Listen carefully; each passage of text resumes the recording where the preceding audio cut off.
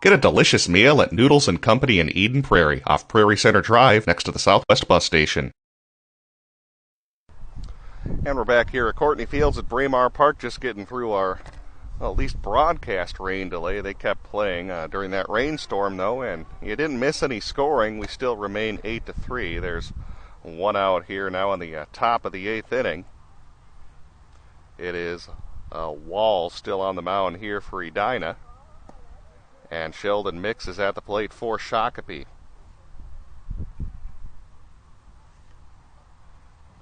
It's now 13 hits on the board for Shakopee, 9 hits for Edina. As here's the pitch from Walls, and that one will miss for ball 2. There's a ground ball to the second baseman, Stephen Kalina. Takes kind of a nasty last hop, but still is able to gather it up cleanly and make the throw to first base. And there's 1-2 down here in the top of the 8th. Dom Schlepper to hit next for Shakopee. Again, thanks for sticking with us during that delay. Started raining a little too hard for our equipment out here, so we had to keep those dry during that rainstorm, but now things have cleared out. As you can see, we're starting to get some sun peeking through the clouds, and here's the pitch from Walls, and there's a bouncer to the third baseman, Harrison Egley. Long throw to first base, and unable to make the scoop is David Robbins on that low throw, which bounced in the dirt, and it will be a base runner here for Shakopee. We'll wait for the ruling, and it will be an error on Egley. That's the 4th of the day for Edina. So Luke Brust to now hit for Shakopee.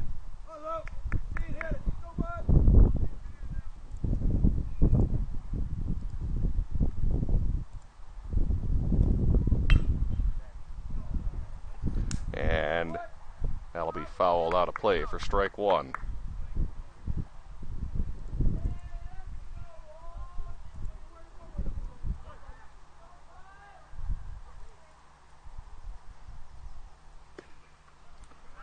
Swing and a miss, and that'll make it 0-2 to Luke Bruss.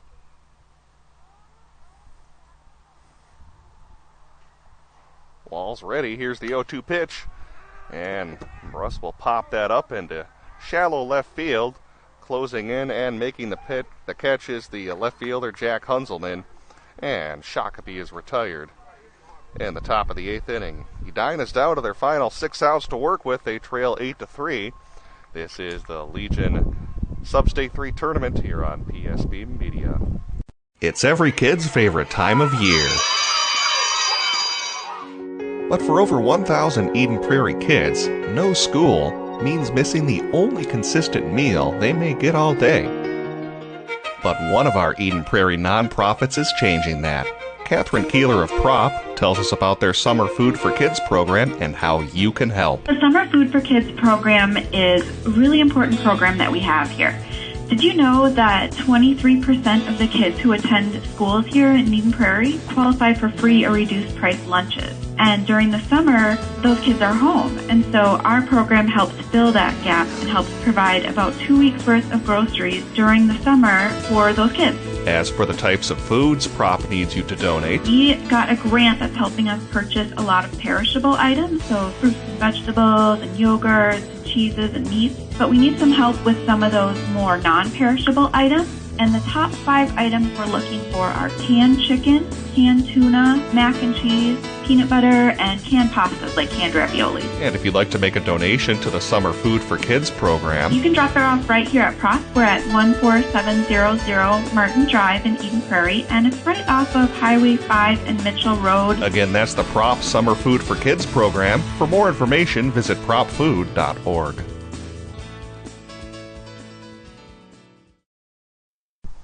And we're back here in the bottom of the 8th inning at Courtney Fields at Braemar Park.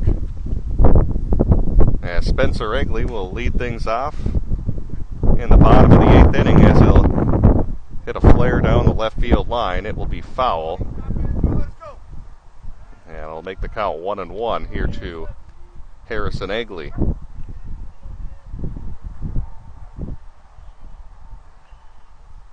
Sheldon Mix, the delivery, lefty on lefty matchup. And he'll just miss with that one. It'll make the count 2-1. Mix pitching on short rest and doing a nice job working here into the 8th inning, having given up just the 3 runs here to Edina.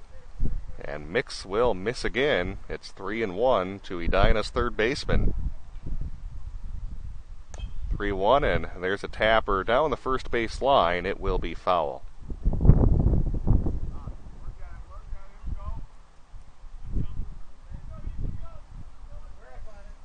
Harrison Egley, prior to our little broadcast rain delay, was 1 for 3 with a single and a run scored so far in this game. Here's the pitch to Egley, and he'll foul that straight back.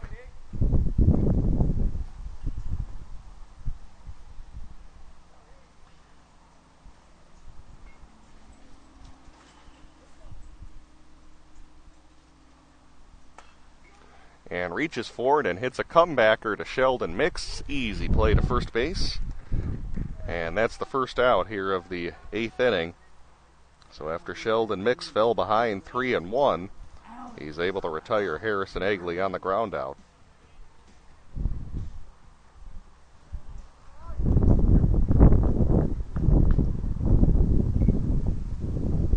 So 5 outs to work with here for Edina, and Alex Avero swings at the first pitch and drives it out to right field. Camping under it to make the catch is Dom Schleif, and that is the first out here of the 8th inning, or the second out, I should say, of the 8th inning. And now it'll be Stephen Kalina, the last chance for Edina. As time running out here for Edina, as now just 4 outs to work with before Shakopee will clinch a spot in a Sub-State 3 championship game. Again, they'll play Edina coming up, they'll play Chaska at 2 p.m. They got to beat Edina here first and finish things off. And there's a ground ball foul down the first baseline.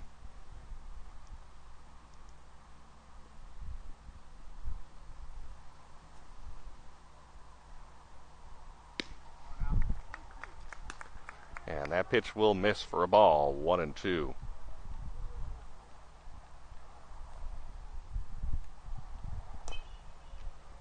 Bounced foul down the first base line. We'll do it again as Kalina putting together a good at-bat.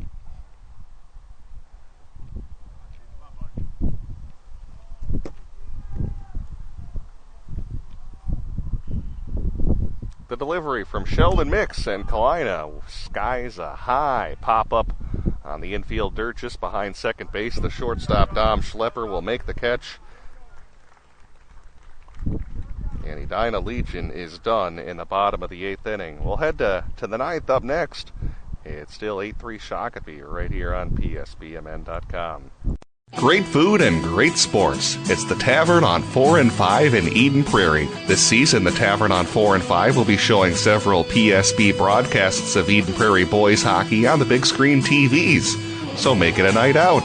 Get some great food and watch the EP boys hockey team at the Tavern on 4 and 5. Some of their classics include the Mediterranean pizza, the Tavern turkey burger, and my personal favorite, the cheesy tater tots. It's the Tavern on 4 and 5, located just blocks from Eden Prairie High School. Stay current on what's going on in your local community. The Sun Current is a local community newspaper that serves several communities in the Southwest Metro, including Eden Prairie, Edina, and Bloomington. The Sun Current will keep you up to date with the latest comings and goings on your school board, city council, arts and entertainment, and community events. And make sure you check out their in-depth high school sports coverage featuring weekly articles on Eden Prairie, Edina, Jefferson, and Kennedy. From football and hockey to tennis and swimming, the Sun Current has your favorite team covered. Keep it local and visit the Sun Current website at current.mnsun.com. And we're back here in the top of the 9th inning, as taking a hack at the first pitch is Tyler Sloss, and he'll foul it back for strike 1.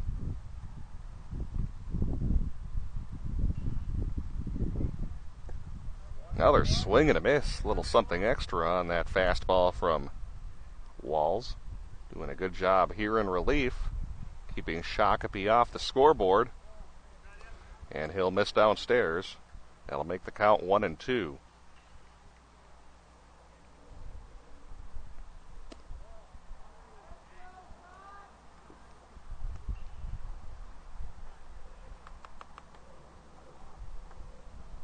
The 2-2 pitch. And there's a bouncer to the shortstop. Spencer Egley has a long run for it as he was playing awfully deep on that pitch, and he will end up bobbling it and can't make the throw, so reaching base will be Sloss to lead things off in the 9th inning. We'll wait for the official ruling on that one, and it will be an error on Spencer Egley. So a rough day there for the left side of the infield for Edina, committing 5 errors in this game. And now we'll get away from David Robbins again, as Edina's really had some trouble with that pickoff play.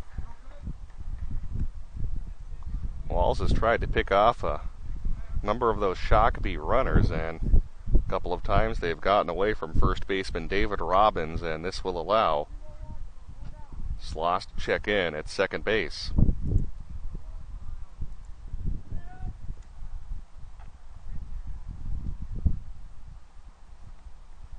Sam Scott, the hitter, here's his first pitch, and that'll be fouled out of play.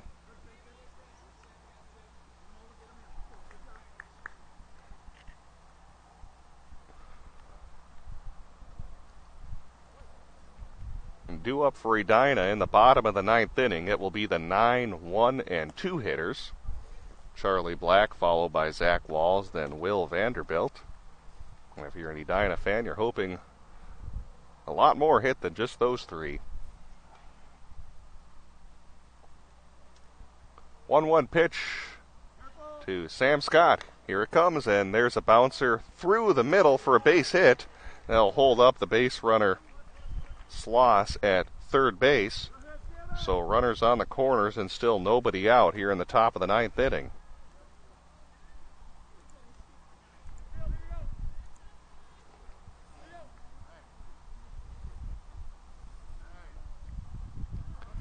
So not the hardest hit balls for Shakopee here in the 9th inning, but it's worked.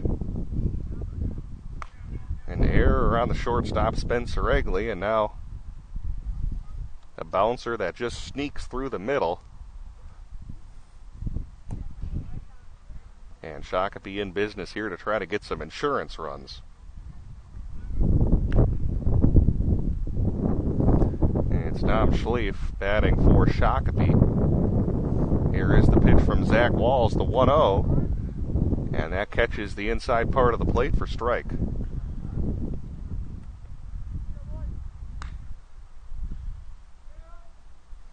Like kind of the hockey hair that Zach Walls has. A long blonde hair, and that'll be through the diving first baseman David Robbins. Not sure if he got a piece of that one. A run will come in to score. Sam Scott will check in at third base, while Dom Schlief will advance to second. It was down the first baseline. David Robbins tried to dive for it. From this vantage point, couldn't quite tell if he got a piece of it, but it did trickle into foul territory down that right field line. 1 run comes in, and it's 9-3 Shakopee.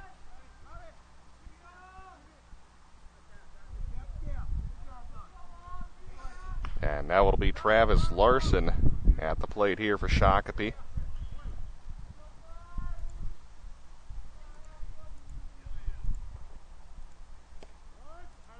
Still nobody out in the inning, as that's a first pitch strike to Larson.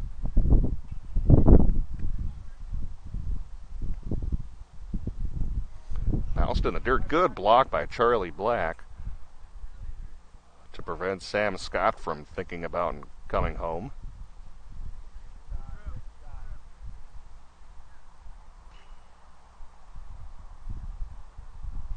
And now we'll get a conversation here. Pitcher, hitter, and coach. Make sure they're on the same page. Having a couple of words here for Travis Larson. 1-1. Nobody out. And runners on second and third base. Sheldon Mix doing a good job on the mound for Shakopee. And swinging at a high pitch is Travis Larson. It's popped up just behind first base, and making the catch is David Robbins in foul territory. Nowhere near deep enough to score Sam Scott. So that is the first out of the ninth inning.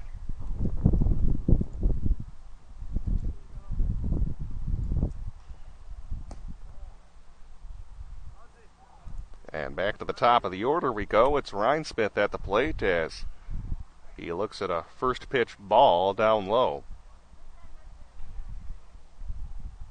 The offering from Walls, and it will be fouled back and out of play.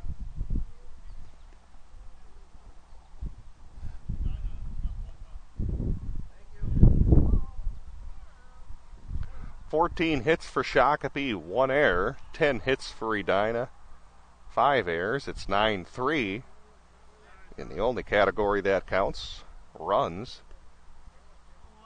As Shakopee, unless we have a miraculous comeback in the ninth inning, will look to be on their way to playing Chaska coming up at around 2 o'clock in the Sub-State 3 Championship. We might not have first pitch quite at 2 o'clock, could be a few minutes after that. And there's a line drive up the middle for a base hit. 1 run comes in. They'll hold up the base runner Dom Schlief at third base. And for the second straight day, Shakopee gets in double digits on the RBI single from Jake Rhinesmith.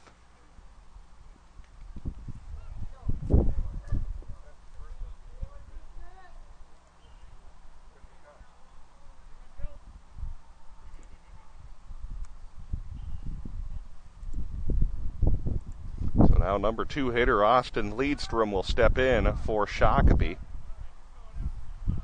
Just 1 down as it's like Zach Walls, who's done a great job in relief for Edina, starting to run out of gas. Try the pickoff play, and very close, but back safely, though, is the runner, Jake Rhinesmith.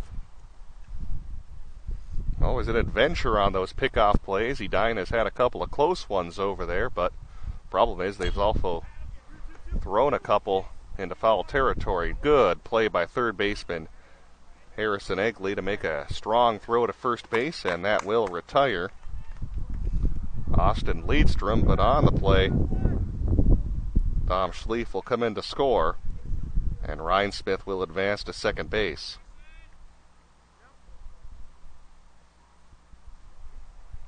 So 11-3 Shakopee, matching their run total from yesterday's game. And that pitch misses for a ball, 1-0.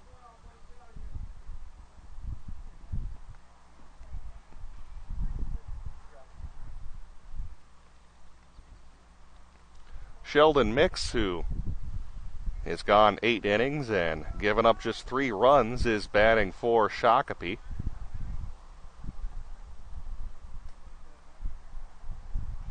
Trying to get a few more insurance runs for himself.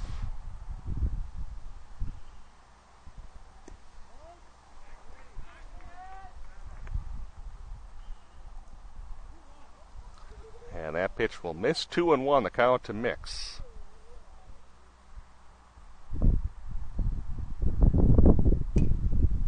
And bounced back and foul. Goes 2-2.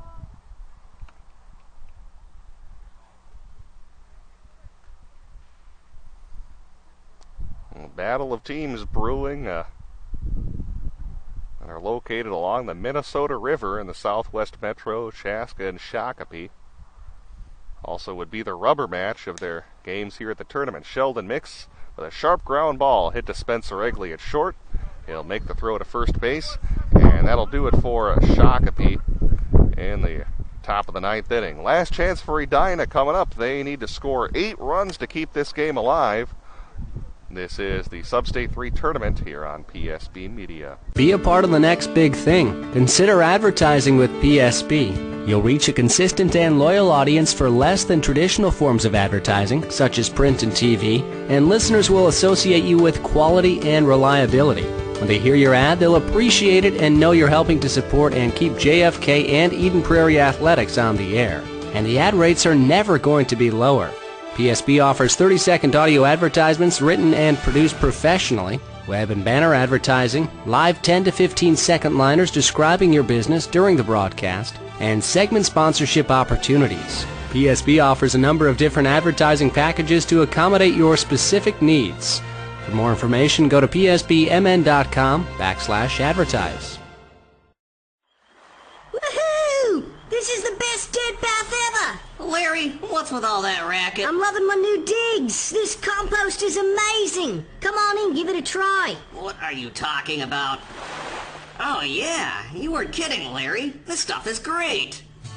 The Mulch Store has compost your garden, and yes, even the worms will love. Stop by any of the Mulch Store locations in Burnsville, Minnetrista, Rosemount, and Shakopee to pick up the best compost in the Midwest. Online at mulchstoremn.com. Also shop rocks, seed, soil, edging, and more. Now's the time to make your neighbors green with envy. Store locations in Burnsville, Minnetrista, Rosemount, and Shakopee. Last chance for Edina as we head to the bottom of the ninth inning. The 9 1-2 hitters, Charlie Black, followed by Zach Walls and Will Vanderbilt for Edina. Hoping for a miraculous comeback in this game, and they'll have to do it against the very good Sheldon Mix.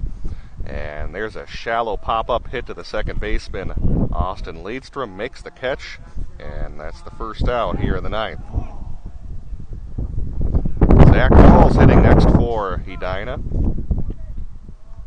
Again, thanks for sticking with us through our broadcast rain delay. We just couldn't broadcast the game when it was starting to rain pretty hard here at Braemar. Had to pack up for a few minutes, but glad to be back with you.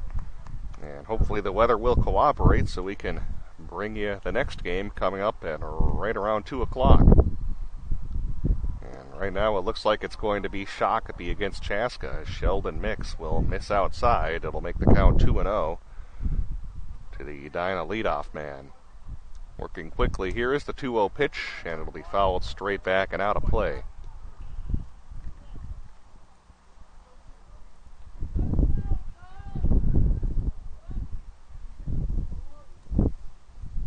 Lefty Sheldon Mix delivers, and boy, had Zach Walls fooled on that one, almost swinging out of his shoes on that off-speed pitch that was outside.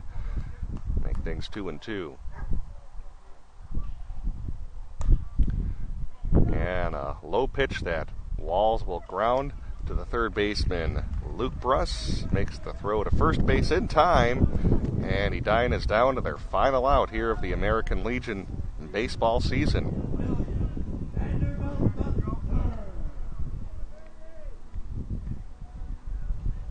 Sheldon Mix has been able to scatter 10 hits and give up just 3 runs as he's looking to finish this game off, get a complete game win, and there's a bouncer to the shortstop. Dom Schlepper, throw to first in time, and Shakopee has moved on to the Sub-State 3 championship as they will face Chaska in a winner-takes-all game coming up in about 45 minutes or so here on PSB. So looking forward to that game. Shakopee again wins 11-3 over Edina. Giving you the final totals, Shakopee with 11 runs on 15 hits. They committed 1 error. Edina with 3 runs on 10 hits. They committed 5 errors. Sheldon Mix will get the win as he pitches a complete game, scattering those 10 hits and giving up the 3 runs. A great job from the Shakopee staff ace as his team will move on to the Sub-State 3 championship. Congratulations to Edina on a very good American Legion season. They were rated among the top 10 in the statewide Legion poll. They were the number 2 seed here in Sub-State 3, and they battled back from the losers bracket to get all the way to the final 3 here in the Sub-State, but they'll bow out to Shakopee. And I'd like to say congratulations to all the players who will have their Legion season come to a close. We will go ahead and pause for about 45 minutes or so. The scheduled first pitch is 2 o'clock. It might not be till a little bit after then, but make sure you stay tuned for that. It'll be Shakopee versus Chaska coming up next right here on PSB Media.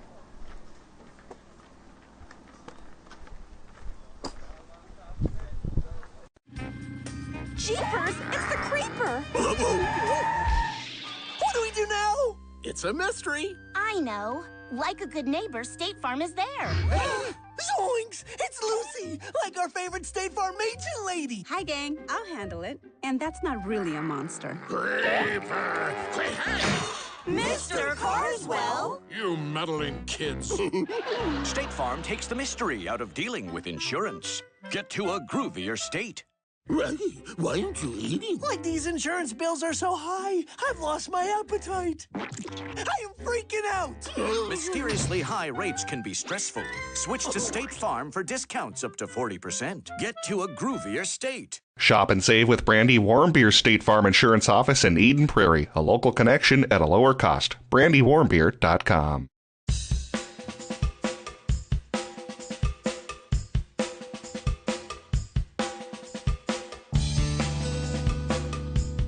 I'm Ellie Johnson, and I've been personal training now for about 10 years.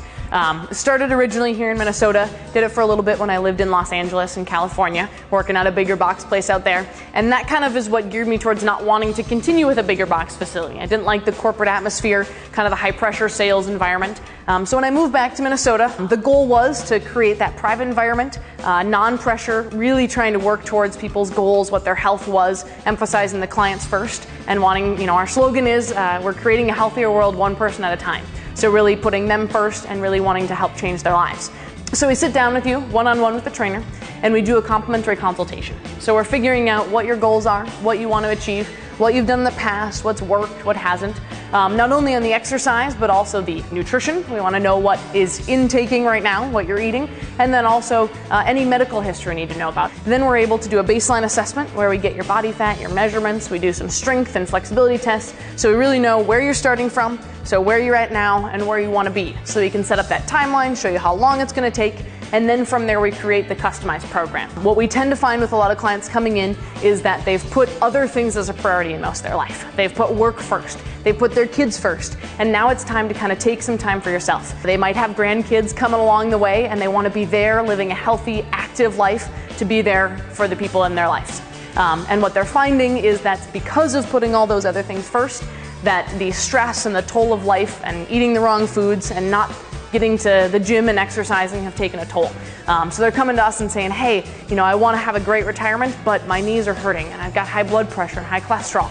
So most of the clients that come into us have some sort of issue that they're working around, and that kind of increases the reason why they need that customized program. Some people want that crazy hardcore workout where we're killing you, you're walking out the door, if you can walk out of the door because you're so exhausted. But then we have the clients who are like, no, I just want to get some more mobility. I want to make sure, I get the blood flowing, I burn some calories, but they want to feel really good the next day, don't want to be too sore. And so we can actually, customize that level of intensity to what they're looking for. We offer group personal training too, so you can come in, we've got a mother and daughter that come in, or a husband and wife that join together for a session, which is a great option. But we also have our group fitness classes. So we offer our boot camp classes, we've got Zumba classes, and we also have a yoga class. So the kind of differences between those is just like our personal training, we want to customize it to the individual. So we keep the class sizes small. Our instructors are certified personal trainers, so they can still guide you based off your health and medical needs. If you've got a shoulder issue, if you have a specific goal, we try to be able to create those boot camp classes still to be able to work towards your individual goals. I've attended the boot camp and I've also done the personal training. What I like about the boot camp is that I get pushed and I'm working with other people. I started dirt biking 6 years ago, and then we started racing. And I would get tired in the middle of the races and I started crashing and just wouldn't, sometimes I'd even be able to finish. But now I have energy, I would make it all the way through, and I actually could go longer. And a lot of my competitors are exhausted at the end. So I have more energy for my hobby, the thing I love to do, but also then daily, every day I work, I have energy, I'm excited about things. And it's just been a huge improvement on my life, and I enjoy it. We charge $60 as our base rate for a session, depending on the package you purchase, and that's for a 1-hour customized program individually with a trainer. So you can be spending as little as $60 a month, upwards of a few hundred if you really need that individual guidance for most of your workouts, but very, very cost comparative to a lot of the other kind of bigger box places around the area. Give us a call or shoot us an email, or there's a form on our website you can fill out to get started, and then you'll schedule that one-on-one with the personal trainer. For our classes, they're all drop-in, and you can show up to your first class for free. So you can hop onto our website, check out our class times as far as which one you want to attend. We recommend you show up about 5 minutes early just to fill out a waiver intake form, but then you're good to go. Located south of 62 on Edenvale Boulevard, online at healthy-training.com.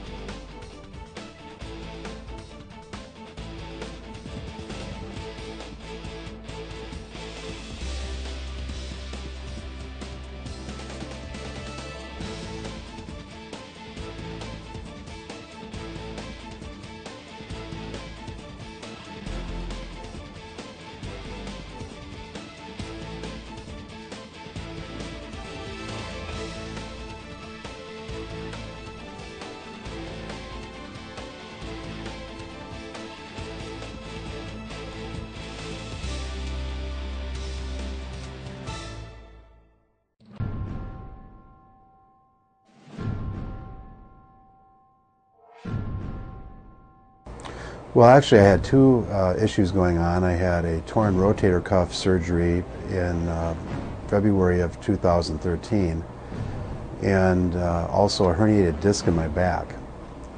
In high school, I had a tobogganing accident. It was my first time on a toboggan. I was the last person. There were 6 people in front of me, and we hit a pile of ice under the snow about this high that we couldn't see. And when we hit it, all 6 people backed into me. My legs were spread out. I was paralyzed for half an hour, and during that time, I was uncertain I would ever walk again. My right side, I got a really bad pain in my shoulder and neck area, and it was excruciating. I'm a skier, and I fell and broke my femur.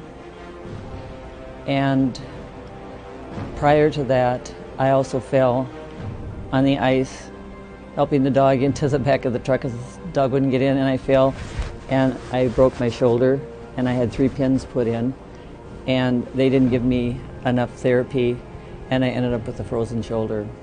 I had neck and back pain from work, and it was just got to the point where it was enough that I had to come in and seek help, and so then I started coming into Avicare for treatment. And in our office, it has always been and will always be, the patient comes first. And this is a real philosophical issue, but it makes a huge difference in how you approach the problem. I was looking for something that was maybe going to be somewhere near as good. I didn't expect something better. And when I opened the Bloomington phone book, this was the first one on the list.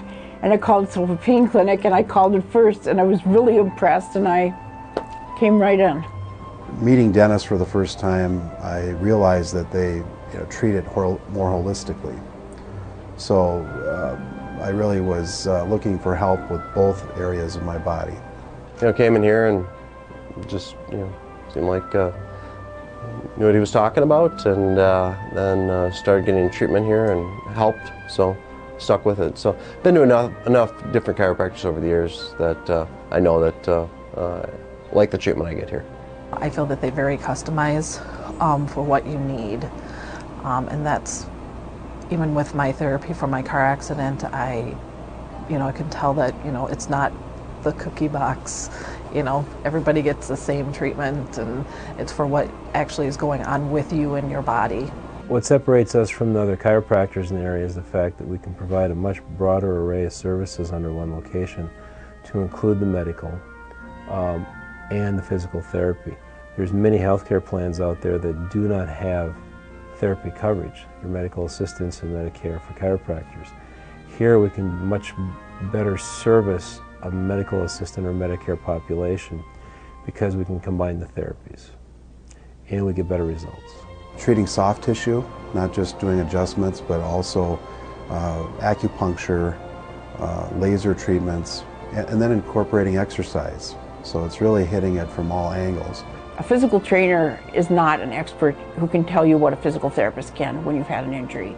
And so I'm getting the best, most tailored exercise for my specific condition on the day I come in. I'd come twice a week to therapy, and they worked on both my shoulders. And it's unbelievable. I mean, I can do this now before I could do this. They do work as a team, and that they're very friendly. Of course, they know me by name. I'm not just another number. Getting me on the regimen to get into physical therapy, and then I like the people, and they seem to keep me out of pain. Why would you combine physical therapy with chiropractic? Because the two processes complement each other so well. So on the rehab side, we'll then look at the case through a chiropractic focus as well as a physical therapy focus, and then we'll sit down as a team and talk about that patient and those symptoms. And we then strategize from a team approach, how can we combine services for cost-effective approaches to get this person back functioning better. What I found with Dennis and Ryan and the entire team here is they're looking at you as a whole, but they're trying to put together a customized plan that meets my needs, and then over time even make adjustments. The combination of massage, only one other place had massage, and the massage here is much more professional. And There's some alternative care from Michael, the physical therapist, that I have never gotten anywhere, and I've never seen it available except for out of pocket, and it's covered by my insurance here. They're wonderful. They know what they're doing. They're kind. They're considerate. They're very friendly, and I have improved so much. Please give us a call, check us out on the internet, and come on in to see how we can best serve your needs. Located in the Southgate building in Bloomington, contact us at 952-835-6653 or online at advocaremn.com.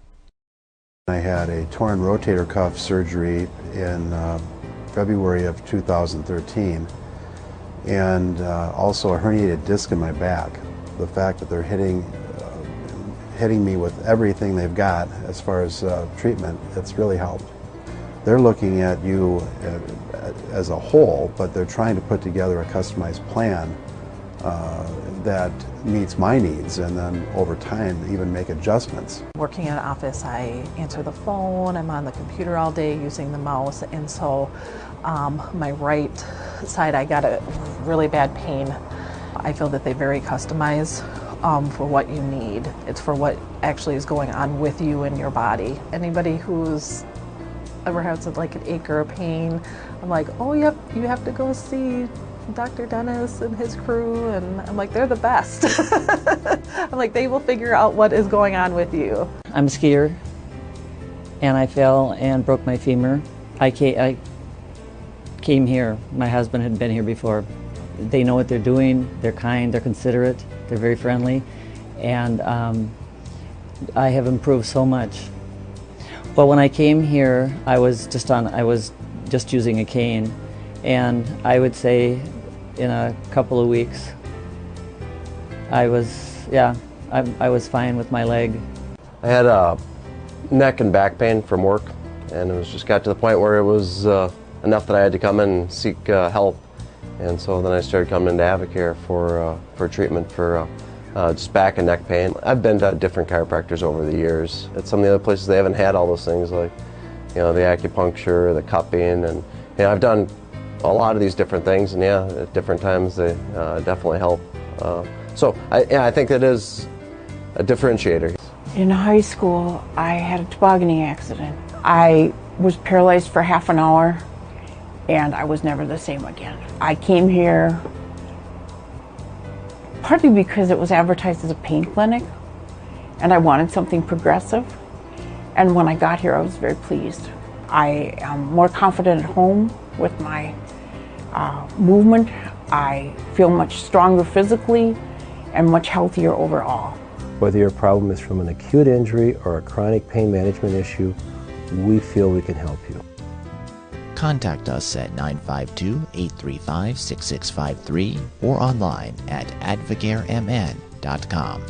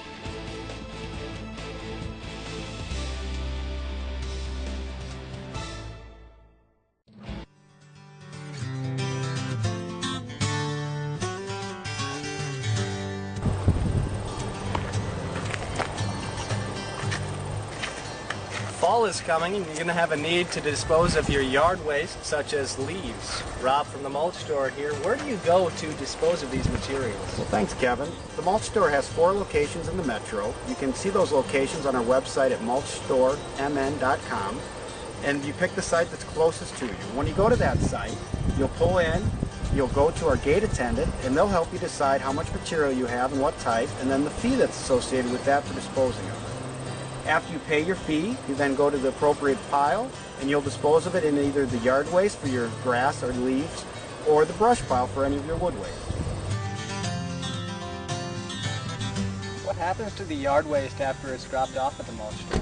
Well, Kevin, what we do is we take the yard waste and the brush and we process it to turn it into compost. That process takes about 9 to 12 months, and that process starts with us grinding the material. What that does is it breaks it down into smaller pieces to start the composting process, to start the bacteria and the organisms to start working and heating the material up. Then, throughout the next 9 months, we'll turn it every 3 months or so to get that composting process going again. And at the end of that time, we'll screen the material. We screen the material with a 1/2-inch trommel screen, and that gives us finished compost, which is what we have right here.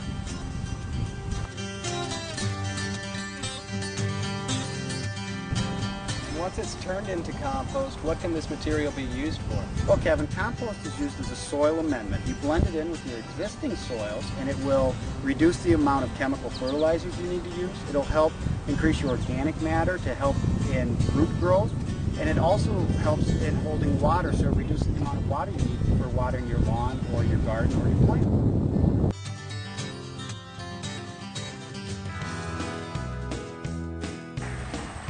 What other materials do you sell here at the mulch store?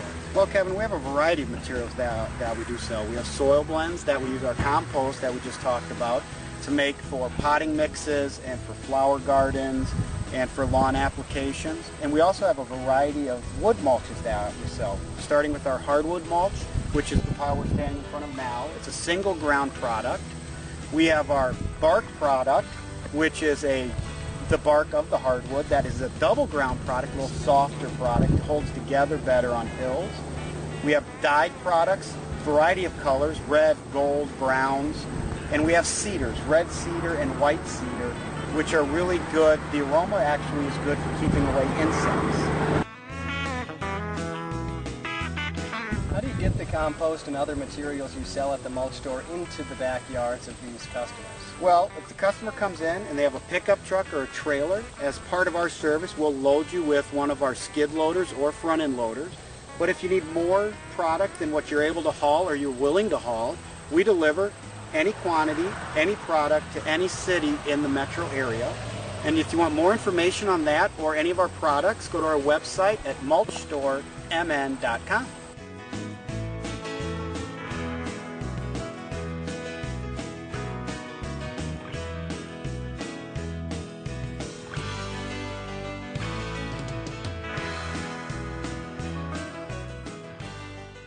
It's every kid's favorite time of year. But for over 1,000 Eden Prairie kids, no school means missing the only consistent meal they may get all day.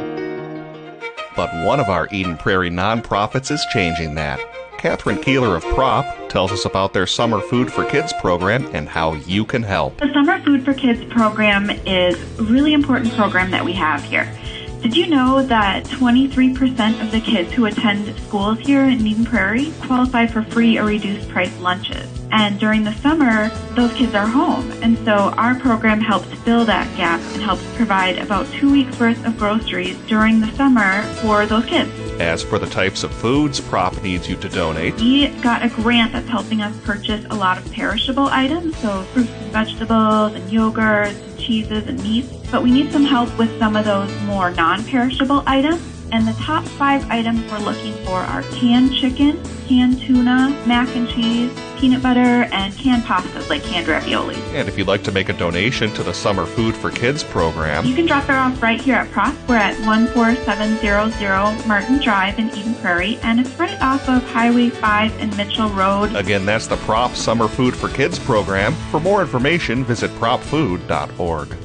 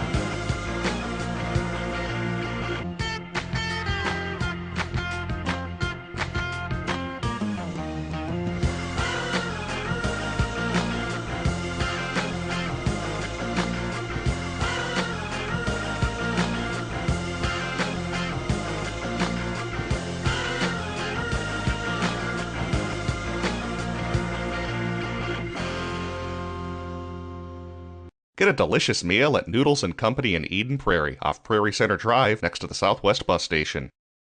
It's the Wells Fargo Minnesota Sports Prep Update for Friday, July 25th.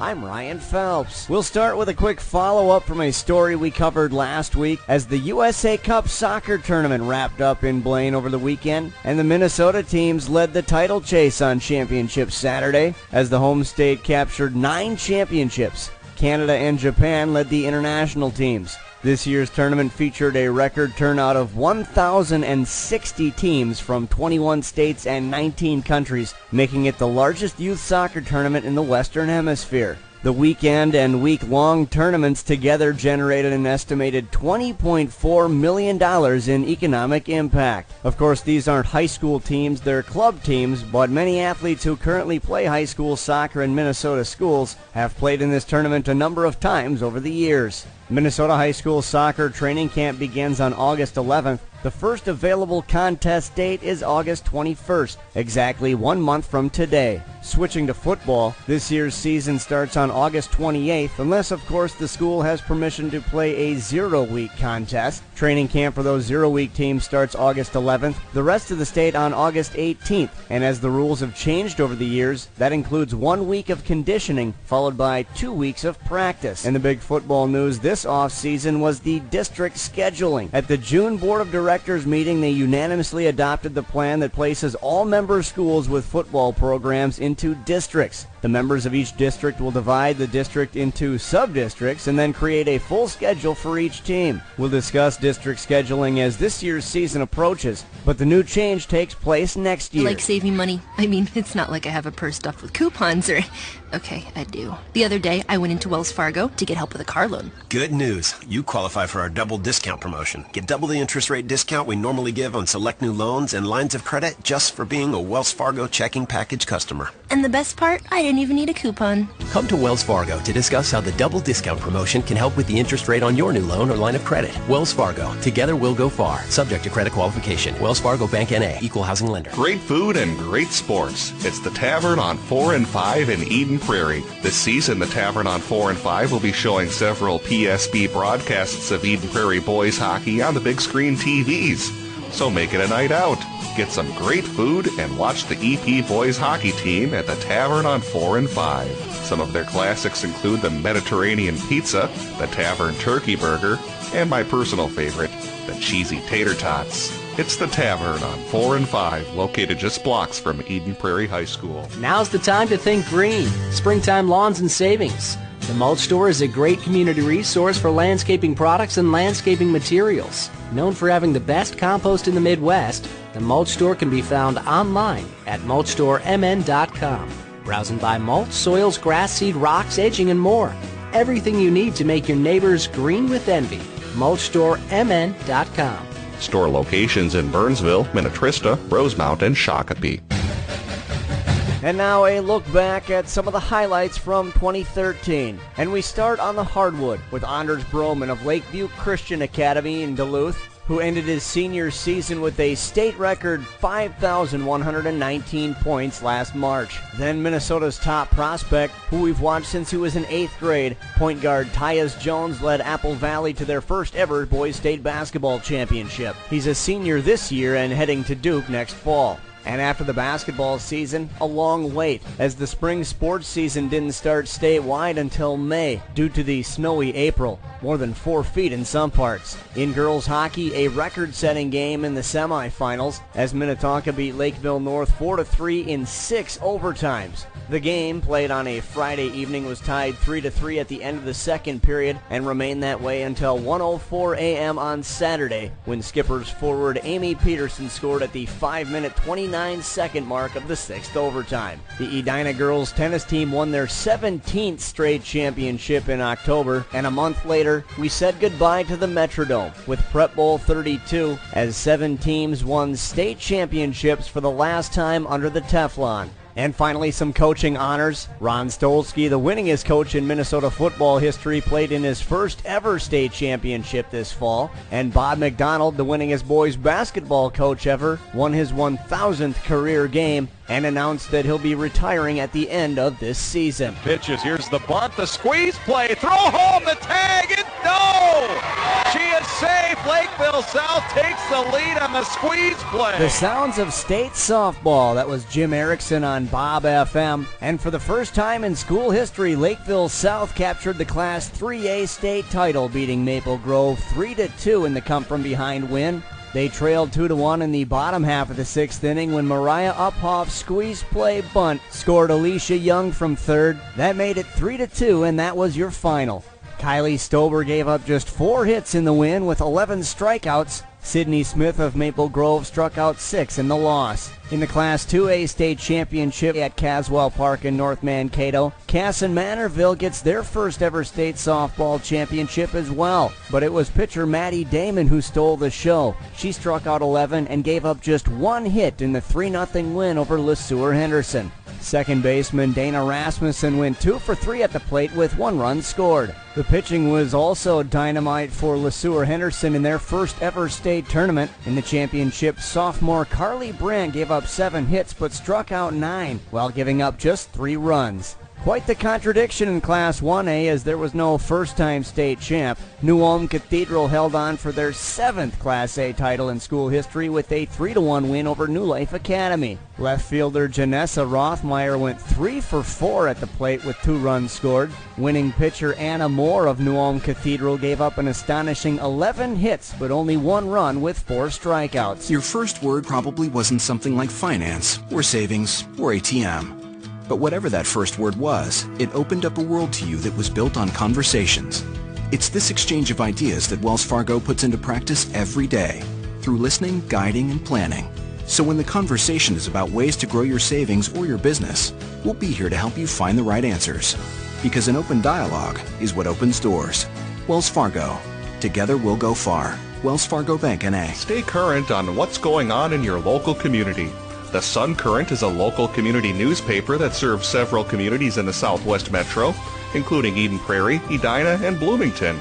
The Sun Current will keep you up to date with the latest comings and goings on your school board, city council, arts and entertainment, and community events. And make sure you check out their in-depth high school sports coverage featuring weekly articles on Eden Prairie, Edina, Jefferson, and Kennedy. From football and hockey to tennis and swimming, the Sun Current has your favorite team covered. Keep it local and visit the Sun Current website at current.mnsun.com. I'm in a state of caffeination, got all my fingers shaking. Must have been my large Americano, mochaccino, macchiato. Now the family's gone to bed, and that's my favorite time to get some tips on better rates. Cause my State Farm guy answers late, and even when it's not my agent, someone's standing by so patient. Getting coverage questions answered helps me to relax. Get to a better State Farm. Visit Brandy Warmbier's State Farm Insurance Office, located off Singletree and Flying Cloud Drive, online at brandywarmbier.com. 7-on-7 football. It's a craze that started over 2 decades ago here in Minnesota, but nationally it's now finally gaining a lot of steam, as a national tournament is held under the governance of the National Football League every year in July. The Minnesota Vikings host the local tournament every June, and this year's winner was Stillwater High School, as they defeated Lakeville South, a perennial powerhouse. The national tournament goes back to 2007, where just 9 NFL teams were represented in the tournament held in Houston, Texas. In 2009, it was here in Minneapolis, then Tampa, Cleveland, and finally its home in Indianapolis. And in 2012, it was the first year that all 32 NFL teams were represented. And they also had the inaugural Lineman Leadership Program, which included 6 NFL teams. Each team consists of 12 to 14 players and 2 coaches, with 7 players on the field at one time. Each game is 20 minutes long with a 3-minute halftime, and the last 2 minutes of each half is in real time. The field is only 40 yards long with a 10-yard end zone. You must travel 20 yards in order to get a first down, and an interception is a turnover, but cannot be returned for a touchdown. Oh, and I should also mention this is strictly a passing league. Rushing is not allowed. There are also no linemen in the game, and quarterbacks have just 4 seconds to throw the ball. To qualify to represent a team in the national tournament, each player will have completed the NFL HSPD program, which includes the Character Development Program. HSPD stands for High School Player Development. See Vikings.com for more details. Be a part of the next big thing. Consider advertising with PSB. You'll reach a consistent and loyal audience for less than traditional forms of advertising, such as print and TV, and listeners will associate you with quality and reliability. When they hear your ad, they'll appreciate it and know you're helping to support and keep JFK and Eden Prairie Athletics on the air. And the ad rates are never going to be lower. PSB offers 30-second audio advertisements written and produced professionally, web and banner advertising, live 10 to 15-second liners describing your business during the broadcast, and segment sponsorship opportunities. PSB offers a number of different advertising packages to accommodate your specific needs. For more information, go to psbmn.com/advertise. Woohoo! This is the best dirt bath ever! Larry, what's with all that racket? I'm loving my new digs. This compost is amazing. Come on in, give it a try. What are you talking about? Oh yeah, you weren't kidding, Larry. This stuff is great. The Mulch Store has compost your garden, and yes, even the worms will love. Stop by any of the Mulch Store locations in Burnsville, Minnetrista, Rosemount, and Shakopee to pick up the best compost in the Midwest. Online at mulchstoremn.com. Also shop rocks, seed, soil, edging, and more. Now's the time to make your neighbors green with envy. Store locations in Burnsville, Minnetrista, Rosemount, and Shakopee. Wood's 24-hour outdoor mechanical timer makes it easy to come home to a lighted house. Up to 24 on-off settings per day on a 24-hour cycle make it easy to have light when you want outside your home. It features an override manual switch just in case and 2 grounded outlets. Feel safe in your home with Hardware Hank and Wood's 24-hour outdoor mechanical timer. You've got a lot more going for you with Hank, Hardware Hank. Don't forget that every week during the regular high school sports year, we announce our Hardware Hank Nuts and Bolts Athletes of the Week based on your nominations to MinnesotaScores.net. Each week we select 2 winners, one from the Metro and one from Greater Minnesota. So be sure to log on once the season starts to nominate an athlete from your area. The Wells Fargo Minnesota Sports Prep Update can be heard right here every Monday through Friday. And for more coverage, you can find us on the web at MinnesotaScores.net. That's Minnesota-Scores.net. I'm Ryan Phelps on Minnesota Sports Radio.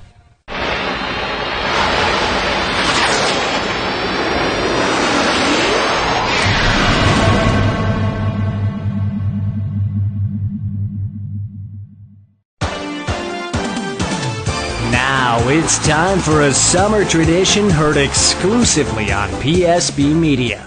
American Legion Baseball has entered the postseason. Watch the teamwork, tradition, and all-out competition unfold live on any streaming device. PSB Media's coverage of the Sub-State 3 and Legion State Tournament is brought to you by The Mulch Store, Alpha Investment Advisors, SemperFiMarinesS.com, Mathnasium, and Elite Sports Advising. First pitch is coming up. Well, it all comes down to one game here in Sub-State 3, as this is the championship game as we have Chaska taking on Shakopee here on this beautiful Sunday afternoon. Winner of this game will move on to the Legion State Tournament coming up this weekend in Eagan. Let's give you a rundown of the lineup, as it'll be Chaska, the road team, batting first. They're the 6th seed. They'll be facing the 3 seed Shakopee. Third time these two teams have met in the Sub-State Tournament. Tony Colsing will lead off for Chaska. He'll be followed by Taylor Murphy, then Justin Arnold. Derek Annette hits 4th. Carter Schmidt 5th. Luke Roscom 6th. Alex Kuhlman will hit 7th. Danny Peters 8th. And Reed Young, who didn't play yesterday, will hit 9th this afternoon for Chaska American Legion. Give you a look at the Shakopee defensive alignment in just a moment as we're underway, as that's a first pitch strike from Shakopee's starting pitcher in this game, it's Tom Schleif. As Schleif will be ready for the next pitch, and that one misses for ball 1. Defensively for Shakopee, new catcher, it'll be Matt Thies playing behind the plate. Sheldon Mix will be at first base, Austin Leadstrom at second, Dom Schlepper at shortstop, and Luke Bruss will be over at third base. That pitch missed for ball 2. We'll give you the Shakopee outfield in just a moment after this pitch. Here is the 2-1 delivery, and taking kind of a check swing hack and fouling it off is the leadoff man Tony Colsing. In the outfield for Shakopee in this game, Tyler Sloss is in left field, Jake Rhinesmith in center field, and Sam Scott will hit 9th. So pretty much the same lineup they had during the last game, with the exception of a couple of changes, as that pitch will miss. It'll load up the count here at 3-2. Full count pitch, and there's a bouncer down the third base line. Fair ball. Luke Bruss has a long throw, and he makes it to first base in time. The throw is in time, I should say, to Sheldon Mix, and Taylor Colsing is retired. Tony Colsing is retired to lead off the game. Taylor Murphy hits next for Shakopee.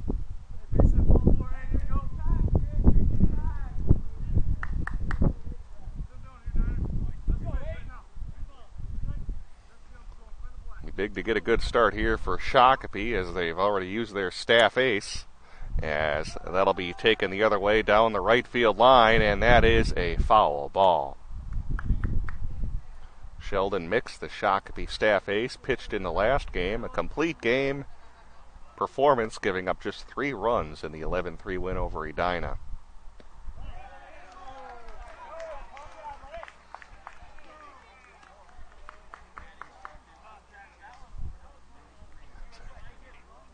So actually, that's the leadoff man aboard, I should say. They actually said that was a foul ball a moment ago on that 5-3 putout. Trying to look down on my score sheet here. So switch that up. We have the leadoff walk instead.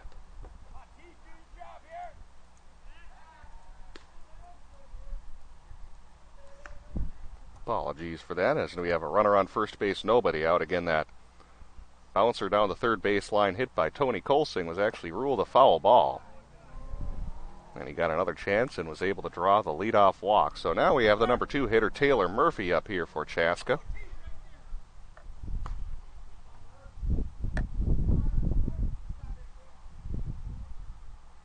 He shows bunt, and good slick fielding play there by Leaf, as he is able to throw that over to first base while on both of his knees on the play. Colsing will advance to second base. Well, Murphy does his job, and now will be the number 3 hitter, Justin Arnold, for Chaska.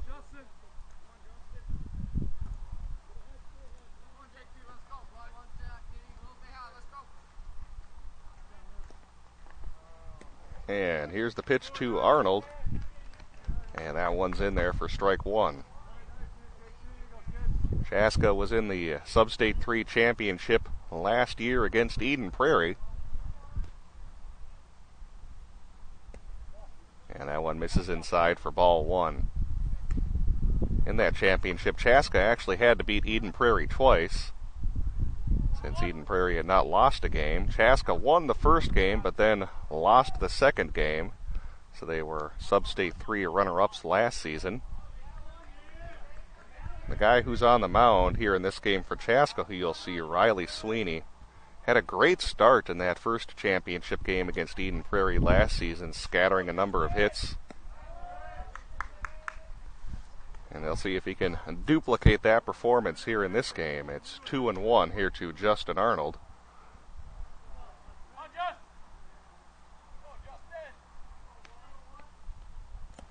There's a swing and a miss from Justin Arnold. We'll make things 2-2. Unlike last year's Sub-State 3 championship for Chaska, this game is a winner-takes-all, as both Shakopee and Chaska already have one loss. So all the marbles on the line in this one, and there's a drive out to left field. And crouching to make the catch is Tyler Sloss, having to move just a couple of steps, and that's out number 2.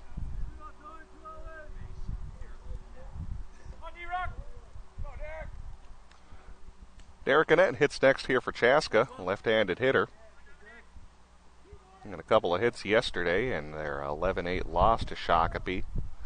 And this is the third time these two teams have met. In the first round, it was Chaska beating Shakopee 14-6. And yesterday, Shakopee won 11-8. A little excuse-me swing, a ground ball to second base. Having some trouble with it is the second baseman, Austin Leestrom, and he did not recover in time as the throw will not be in time, as in safely is a Derek Annette with an infield single, or we'll have to see if they possibly rule that one an error. Well, either way, Colsing will advance to third base. And no ruling for now. I'm going to call that one an E4 on Leedstrom as he's aboard at first base. There's a ground ball to the third baseman. Bruss going to have a long throw to first, and pulled off the bag was the first baseman Sheldon Mix. He had to leap out of the air and couldn't get his foot back on the bag in time. So that'll bring home the first run of the game as Tony Colsing will score, and Chaska Legion is out to a 1-0 lead. Derek Annette will check in at first base. There was a good stop over there at third base by Luke Bruss, but the throw just a little bit high. On the next pitch, that'll be a base hit into center field. Another run will come in to score for Chaska, and they're quickly up 2-0 here in this game.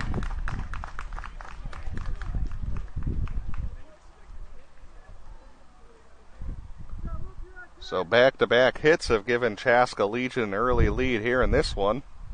So fast I can't even update the game tracker here on time. 2 outs here in the top of the first inning.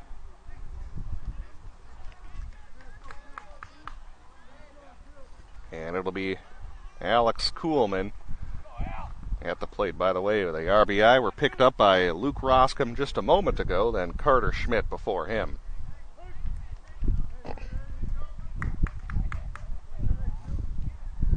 And that's a first pitch strike to Alex Kuhlman.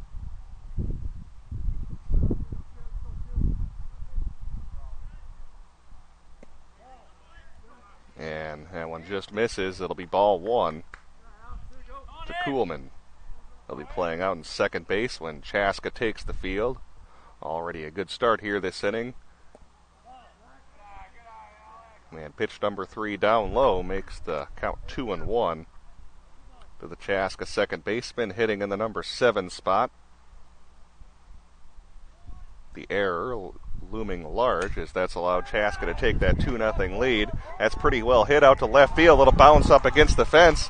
Another run comes in to score. They're going to wave around Luke Roscom. And here's the play, and he's in safely. And they're going to say, they're going to say he missed home, it looks like, but a couple of runs come in to score overall. 4 runs on the scoreboard here for Chaska is what the scoreboard is saying. We'll take a timeout and have the bottom of the first inning up next right here on PSBMN.com.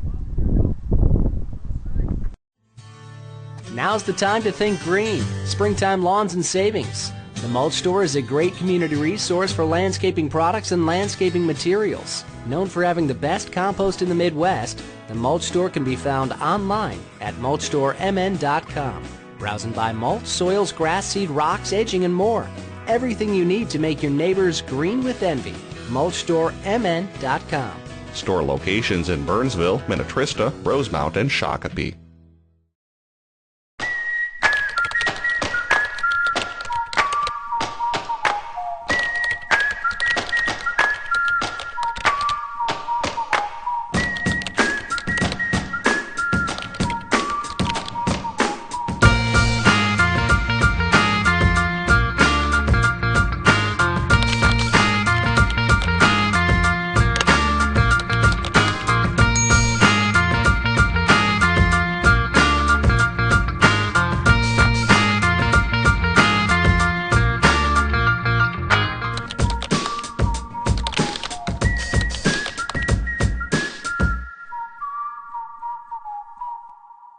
Get a delicious meal at Noodles & Company in Eden Prairie, off Prairie Center Drive, next to the Southwest Bus Station. And we're back here at Courtney Fields at Braemar Park. By the way, just to explain to you a little bit better what happened, at the end of that first inning, their umpire says that Luke Roscom had scored before they had gotten Kuhlman out there on the base pad, so the run scored before the out, so that's why Chaska has 4 runs on the board. And now we'll get a look here at the Shakopee lineup. And it'll look like this here in this game. Jake Rhinesmith hits first, Austin Leadstrom second, then Sheldon Mix will hit third. Tom Schlepper hits fourth, Luke Bruss fifth, Tyler Sloss sixth, Sam Scott hits seventh, Tom Schlief hits eighth, and then Matt Thies will hit ninth for Shakopee. On the mound is going to be Riley Sweeney for Chaska. His catcher will be Carter Schmidt, rounding out the infield. Luke Roscom at first base, Alex Kuhlman at second, Tony Kolsing at shortstop, Derek Annette at third base. And pitch number 1 is fouled back by Jake Rhinesmith. In the outfield, Danny Peters will be in left field, Justin Arnold in center, and Taylor Murphy will play out in right field. Riley Sweeney's second pitch will miss, and that'll make it 1-1.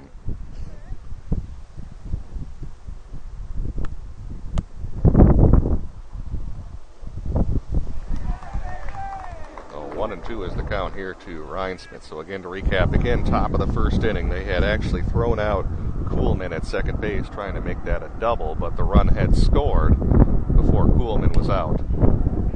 And that'll find the hole on the right side, a ground ball, single, and Shakopee has their leadoff man aboard.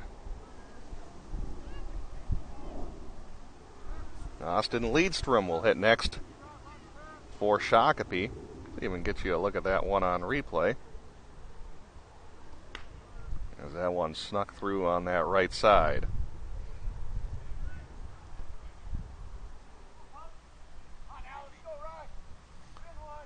Shakopee needs to get some offense going here in this bottom of the first inning for their rebuttal, and it's a first pitch strike from Riley Sweeney. As you can see, not a real big guy on the mound there for Chaska, but has some good stuff to work with. And had that great performance last year against Eden Prairie in Game 1 of the championship series. In that victory for Chaska. Unfortunately, they had to beat Eden Prairie twice last year as they dropped the second game.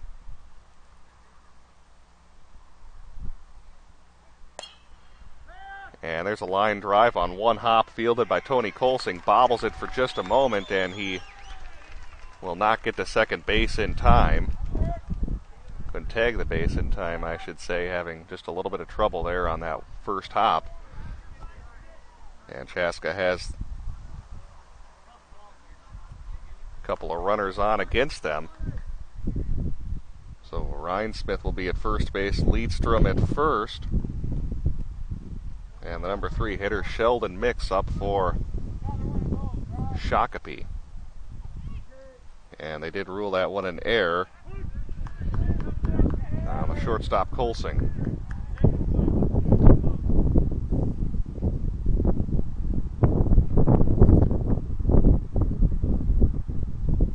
Well, one pitch on the way from Riley Sweeney to Sheldon Mix. And that one finds the plate. It'll make it 0-2. Sheldon Mix, a great game on the mound against Edina earlier today. Pitching a complete game and just giving up the 3 runs and blown past Sheldon Mix as Riley Sweeney finds a little extra on that fastball. And that's the first out of the inning.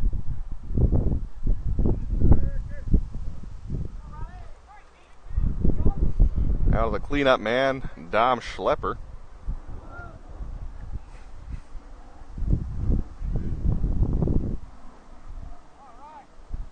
Shakopee trying to cash in and cut into that early Chaska lead. Sweeney's pitch will miss for ball 1.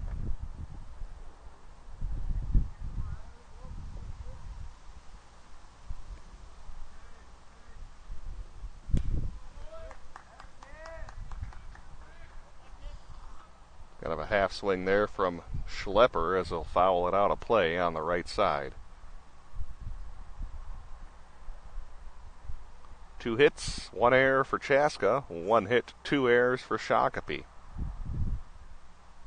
Clouds again starting to move into the area here at Braemar. Here's the 1-1 delivery. And just low to Schlepper, as Sweeney will fall behind 3-1.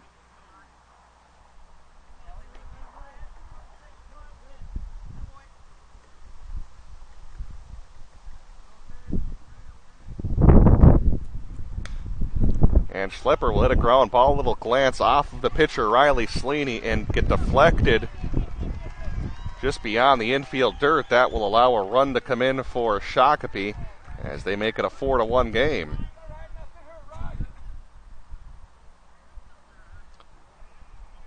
So Leastrom will check in at third base, Schlepper aboard at first. That was hit up the middle and deflected off Riley Sweeney. I think the second baseman, Kuhlman, would have had a play, but unfortunately Sweeney deflected it beyond the reach of Kuhlman as it reached just beyond that infield dirt. So 4-1, check swing from Luke Bruss. And they asked the umpire, and no swing on that one.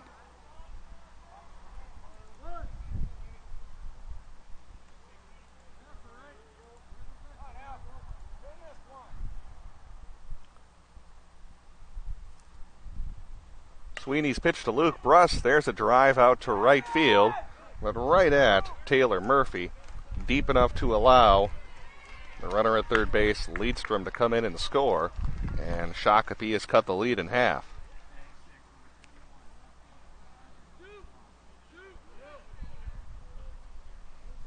So a sacrifice fly for Luke Bruss.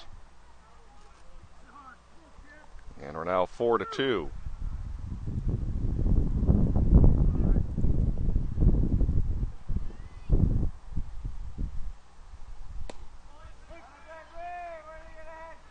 Tyler Sloss now batting for Shakopee, playing out in left field.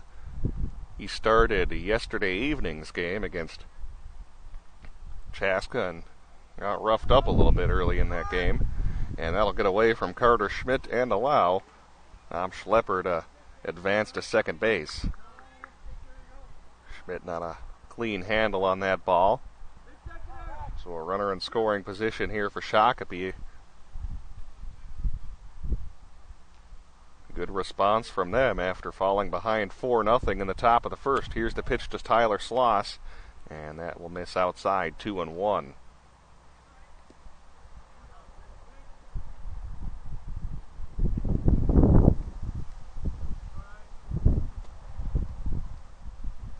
Hicks delivers. Here's Sweeney's pitch. At the knees for a strike.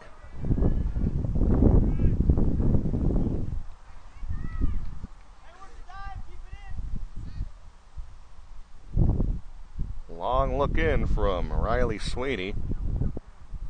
Here's the 2-2 offering.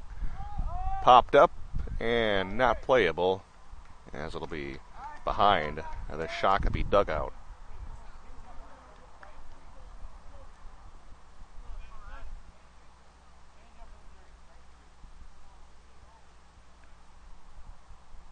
Here's the 2-2 pitch from Sweeney. And again fouled back by Tyler Sloss, having a good at-bat. He's felt a couple more sprinkles here, so hopefully we don't have another rainstorm on the way through.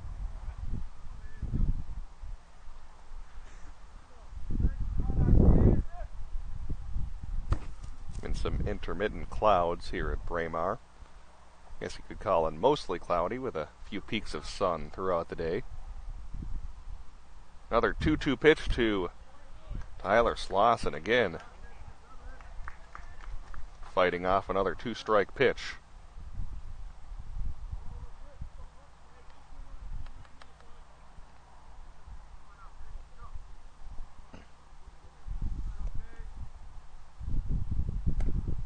Call, third strike.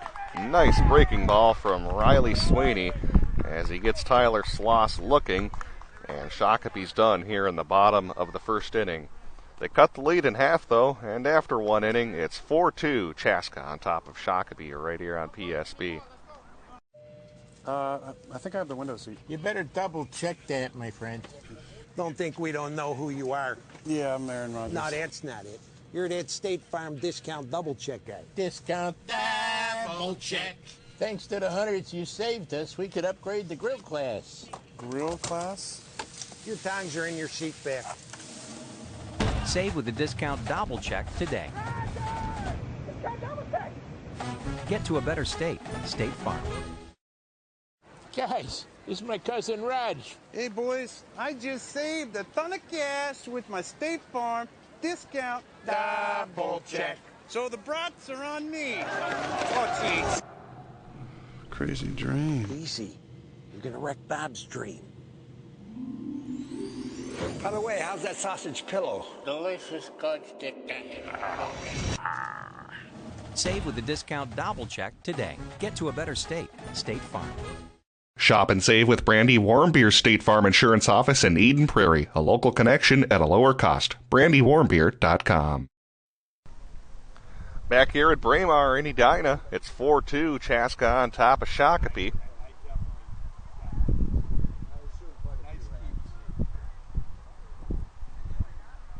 To remind you, our coverage here of the Sub-State 3 and also the state tournament next week, in part brought to you by Noodles & Company, offering some new desserts on the menu.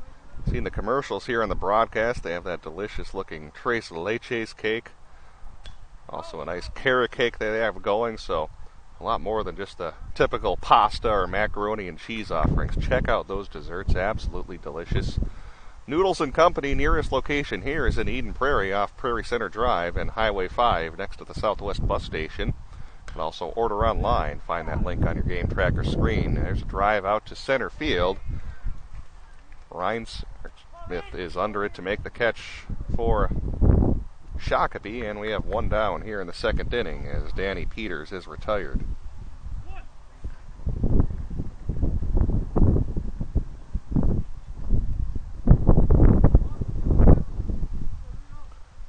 Number 9 hitter Reed Young steps up as he hits a bouncer to the first baseman, Sheldon Mix. Easy play to him as he takes a few steps over and steps on the bag. And quickly 2 down for Chaska. Back to the top of the order with Tony Colsing. He's been an absolute terror on the base paths for Chaska in this tournament. He stole back-to-back bases in yesterday's game. Started at first, went to second, then went to third, and came around to score back in the first inning of that game against Shakopee yesterday. And stole another base later in that game, so a guy with excellent speed. 0-1 pitch to Tony Colsing. Breaking ball in there for a strike.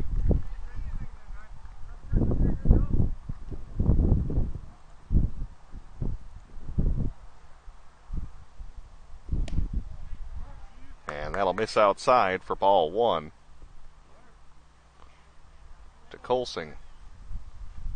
Came around to score in the first inning, as he again led off the game with a walk. He reached base 3 times yesterday by drawing a walk. Certainly has a very good eye at the plate, and he's worked it to 2-2. And that pitch will just miss outside as the count works full.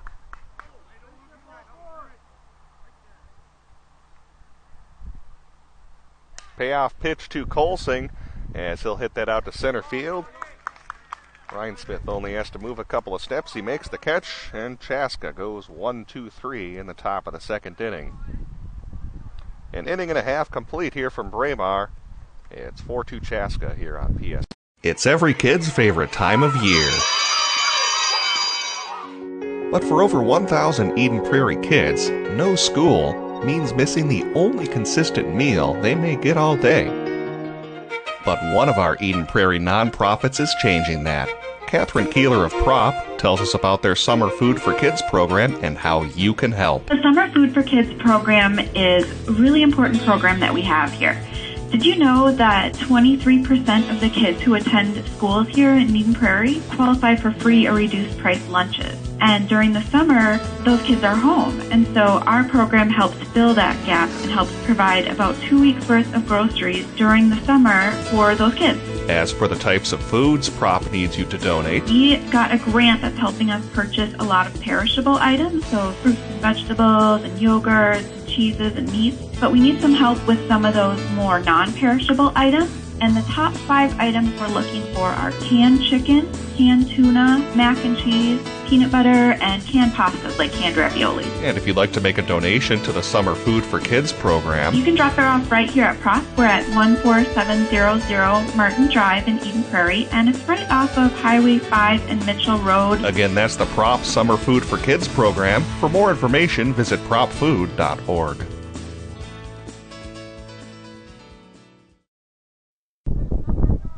Back here at Courtney Fields at Braemar Park, Riley Sweeney on the mound for Chaska as he'll face the bottom of the Shakopee order, Sam Scott, Dom Schleif, and also Matt Thief. And that'll be followed straight back by Scott.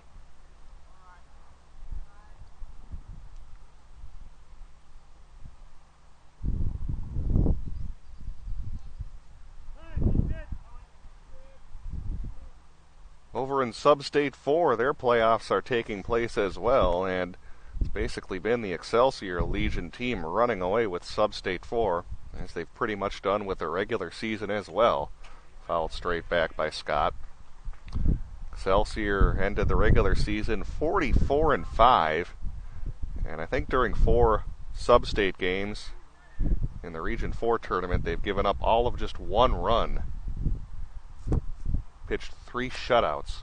Reaching forward to Sam Scott as he'll poke it out to center field. Justin Arnold makes the catch for out number 1. Excelsior is playing Wayzata in the Sub-State 4 championship, and Wayzata has to beat Excelsior twice to move on, since Wayzata has 1 loss and Excelsior only has, well, they haven't lost at all. They're also the number 1 rated team in the state poll. Other highly rated teams include Tri-City Red, which is basically the Mountains View baseball team that won the high school state championship. Lakeville South also among the top 5. Matamidai's American Legion team also having a very good year. Should make for a good tournament next weekend in Egan. 2 of the teams rated in the top 10, though, Eden Prairie and Edina, of course, are already out if they've been eliminated here in the Sub-State 3 tournament. So 1-2 count here to the Shakopee hitter, and it'll be over the head of the second baseman, Alex Kuhlman. And Schleif is aboard for Shakopee with a 1-out single. And coming up in Egan, we'll broadcast the 2 games on Monday, the state championship play-in game and then the actual state championship game. Top 2 teams in the state tournament here in Minnesota will move on to the regional tournament, which will be in North Dakota, as they'll face some teams from around the upper Midwest in that tourney. Back to the now to the number 9 hitter, I should say, is hitting Matt Thies, as that pitch from Riley Sweeney will miss.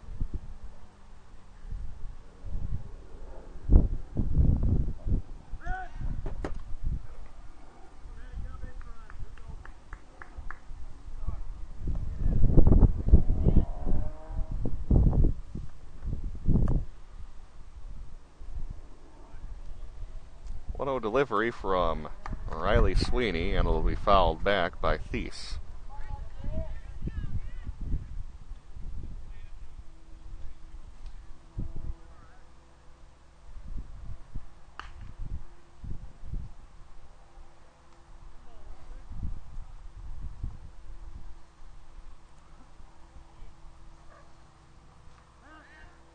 Jack back to the runner, close play, but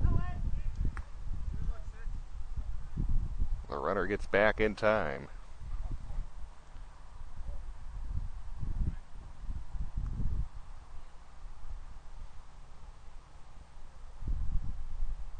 Sweeney's 1-1 delivery, and that will be fouled back by Thies.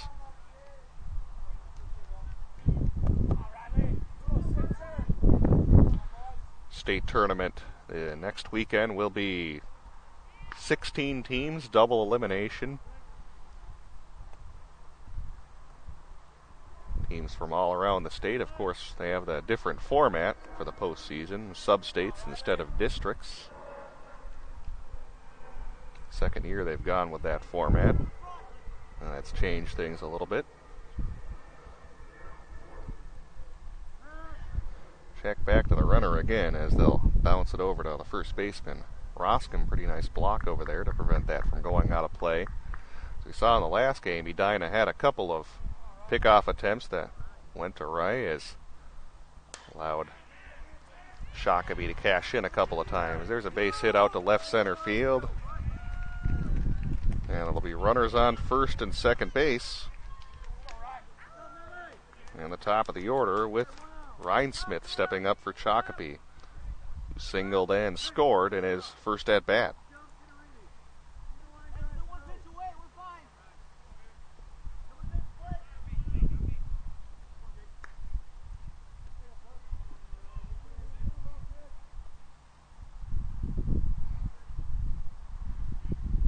Just one out in the inning. Riley Sweeney trying to work out of another jam and fouled off by Rhinesmith.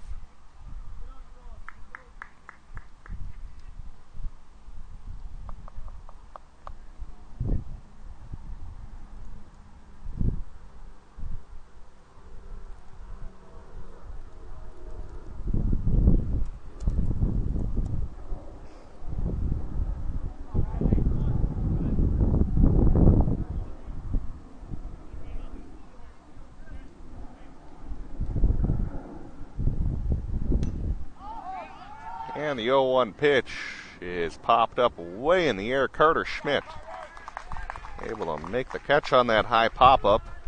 And Rhinesmith is retired for the first time in this game. 2 outs with Austin Lidstrom coming up for Shakopee.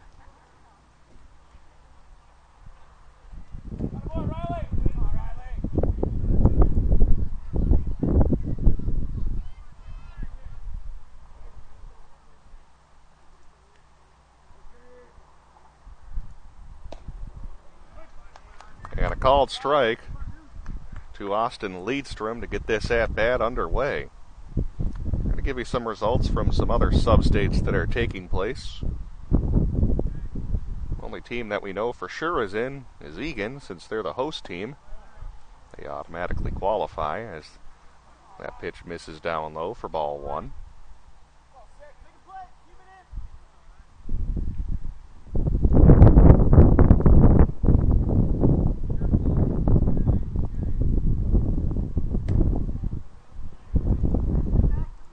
And that'll miss to make the count 2-1.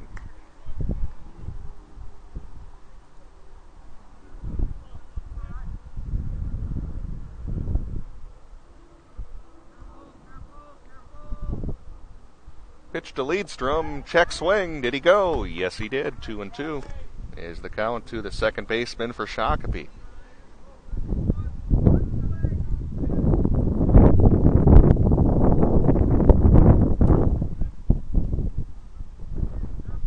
Over in Sub-State 5, Burnsville will get the winner of Inver Grove Heights in Apple Valley.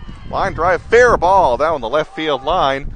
They'll hold up the runner Schleif at third base. And base is loaded here for Shakopee, and a golden opportunity here to try to tie this game up or perhaps even take the lead. And they have one of their better hitters at the plate here in Sheldon Mix.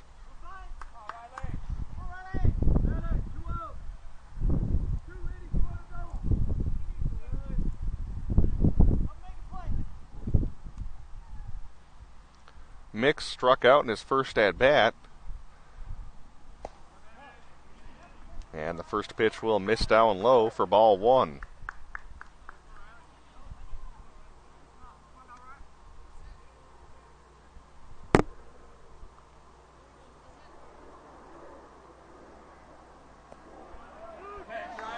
And on the outside corner, a called strike. Big pitch there from Riley Sweeney. Certainly don't want to fall behind 2-0 with the bases loaded.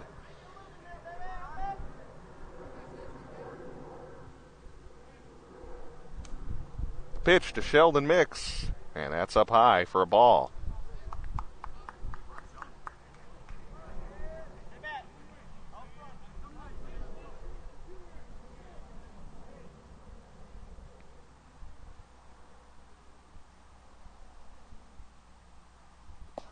Kicks and delivers, and that's down low to Sheldon Mix. And now the interesting decision here for Mix is, do you possibly think about taking a 3-1 pitch, or do you look for something out over the plate and take a hack at it?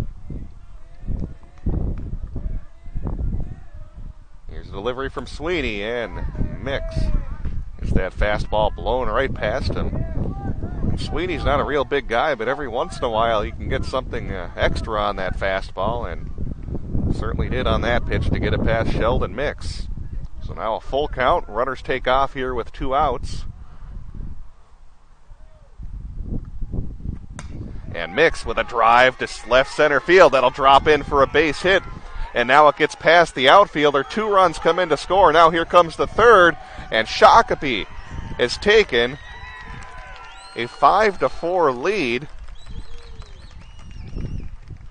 and somehow Sheldon Mix is only at first base.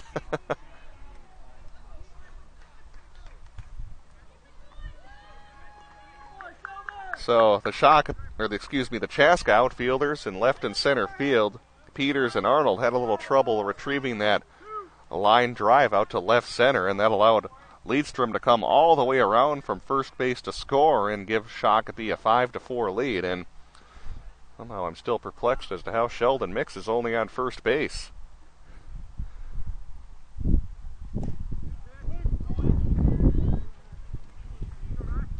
But I'm sure he'll take that, picking up 3 RBI and giving his team a lead here in the Sub-State Championship. And that's popped up out of play.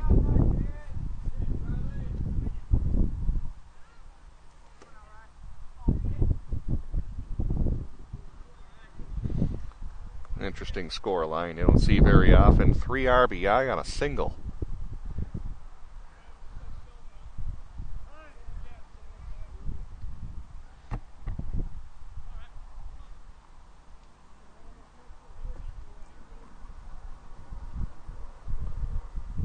To pitch on the way to Dom Schlepper. Call, third strike on the inside corner. And Shakopee is done here in the bottom of the 2nd inning. But Sheldon Mix does the big damage, picking up 3 RBI as he gives Shakopee the lead as they're on top of Chaska 5-4. We'll have the 3rd inning on the way next right here on PSBMN.com. Coverage of the Sub-State 3 tournament. Great food and great sports. It's the Tavern on 4 and 5 in Eden Prairie. This season, the Tavern on 4 and 5 will be showing several PSB broadcasts of Eden Prairie boys hockey on the big screen TVs. So make it a night out. Get some great food and watch the EP boys hockey team at the Tavern on 4 and 5. Some of their classics include the Mediterranean pizza, the Tavern turkey burger, and my personal favorite, the cheesy tater tots. It's the Tavern on 4 and 5, located just blocks from Eden Prairie High School. Stay current on what's going on in your local community. The Sun Current is a local community newspaper that serves several communities in the Southwest Metro, including Eden Prairie, Edina, and Bloomington. The Sun Current will keep you up to date with the latest comings and goings on your school board, city council, arts and entertainment, and community events. And make sure you check out their in-depth high school sports coverage featuring weekly articles on Eden Prairie, Edina, Jefferson, and Kennedy. From football and hockey to tennis and swimming, the Sun Current has your favorite team covered. Keep it local and visit the Sun Current website at current.mnsun.com. We head to inning number 3.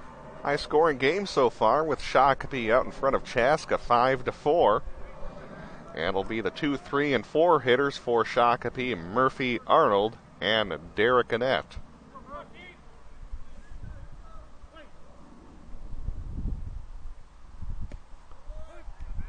Murphy with a sacrifice bunt in his first at-bat.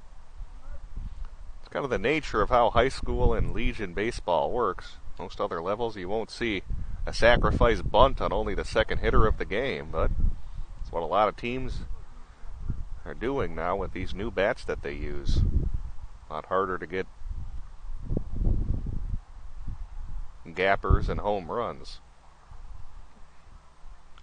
Pitch to Taylor Murphy, and slick play there by Dom Schlepper as he's able to catch that line drive and snare it out of the air for the out. As now it'll be Justin Arnold up for Chaska.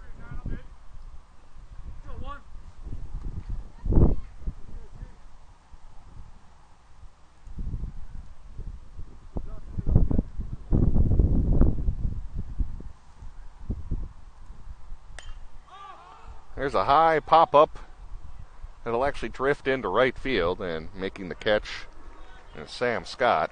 That one actually went a lot deeper than I thought it did. But still the out for Shakopee, and they quickly have two down here against the Chaska offense, as now it'll be Derek Annette up at the plate.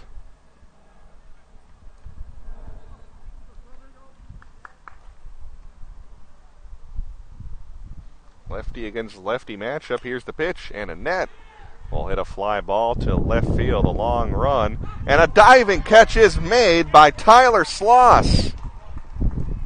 He had a long way to go, kind of playing in deep left field. A great diving catch, and that'll do it for Chaska as they're retired 1, 2, 3. Head to the bottom of the third inning up next, right here on PSB Media. Be a part of the next big thing. Consider advertising with PSB. You'll reach a consistent and loyal audience for less than traditional forms of advertising, such as print and TV, and listeners will associate you with quality and reliability. When they hear your ad, they'll appreciate it and know you're helping to support and keep JFK and Eden Prairie Athletics on the air. And the ad rates are never going to be lower. PSB offers 30-second audio advertisements written and produced professionally, web and banner advertising, live 10 to 15-second liners describing your business during the broadcast, and segment sponsorship opportunities. PSB offers a number of different advertising packages to accommodate your specific needs. For more information, go to psbmn.com/advertise. Woohoo! This is the best dirt bath ever! Larry, what's with all that racket? I'm loving my new digs. This compost is amazing. Come on in, give it a try. What are you talking about? Oh yeah, you weren't kidding, Larry. This stuff is great. The Mulch Store has compost your garden, and yes, even the worms will love. Stop by any of the Mulch Store locations in Burnsville, Minnetrista, Rosemount, and Shakopee to pick up the best compost in the Midwest. Online at mulchstoremn.com. Also shop rocks, seed, soil, edging, and more.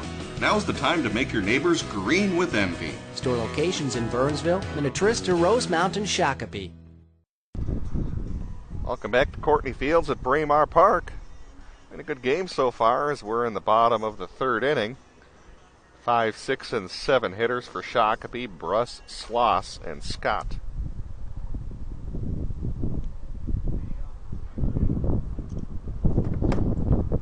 Riley Sweeney still in the game here for Chaska. Looking for his first shutout inning of the game. Gave up 2 runs in the first, 3 runs in the second. And now one's on the outside part of the plate for a strike to Luke Bruss.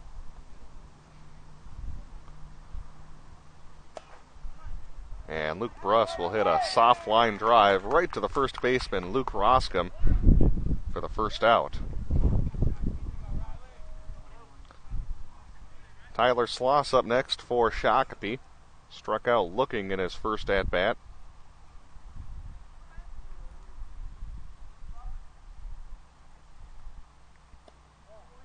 And Sweeney's pitch will miss down low for ball 1.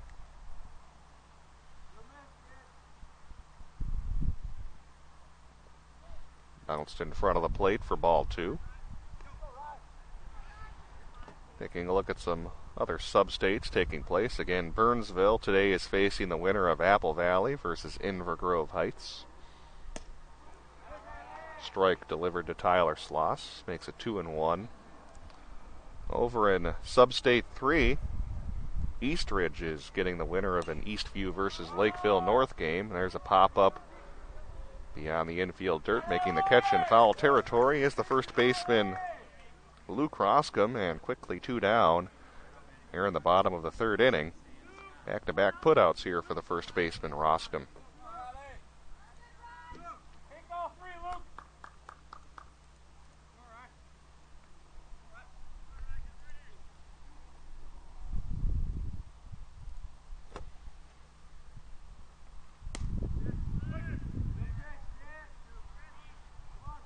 Strike one to Sam Scott.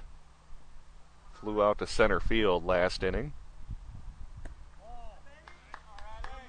And Sweeney will miss inside to the Shakopee right fielder.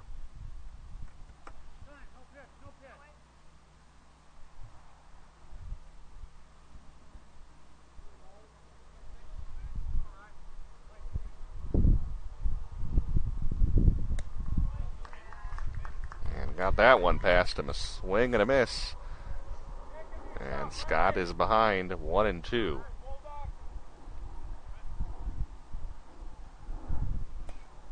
Excuse me swing as Scott is able to foul it out of play, and it'll stay alive here at 1-2.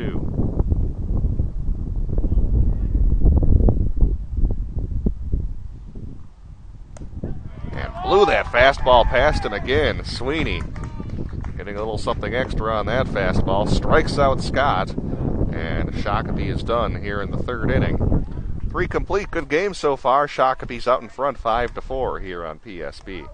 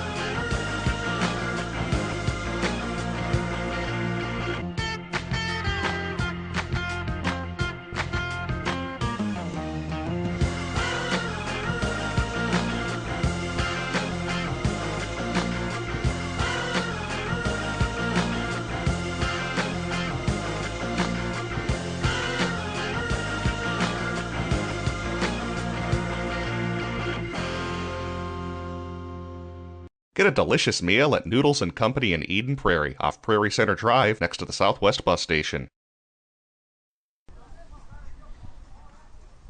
Welcome back to the Sub-State 3 Championship as Chaska is up here in the 4th inning. 5, 6, and 7 hitters, Carter Schmidt, Luke Roscom, and Alex Kuhlman. And that bounces in the dirt for ball 1. Been a Cinderella run here for Chaska. There's just 9 teams in Sub-State 3, and Chaska is the 6th seed. And here they are. They've made it all the way to the Sub-State Championship game. Bouncer just past the outstretched glove of Luke Bruss. It'll be a fair ball. Getting it back to the infield is Tyler Sloss. Quickly getting it back in because he'll only hold Carter Schmidt to a single.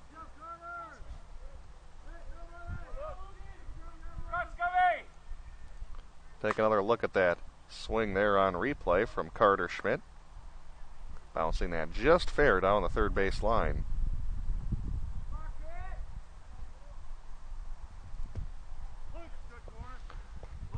And that one's in there for a strike to Luke Roscom.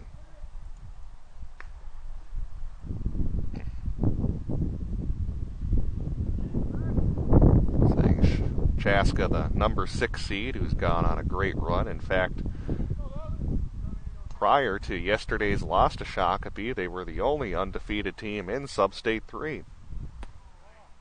Slow off-speed pitch from Schleip will miss to Luke Roscom.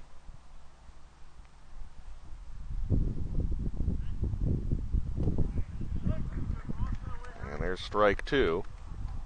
As Roscom behind 1-2.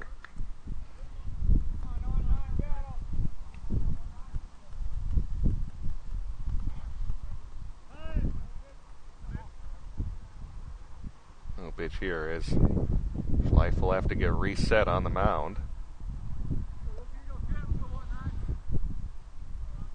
Tough to follow up the performance from Sheldon Mix, who held Edina to just those 3 runs. Big start for him. Reaching and grounding it to second base, could be 2. Play to second, now throw to first, not in time, so they get just 1 out. As Roscom aboard on the fielder's choice.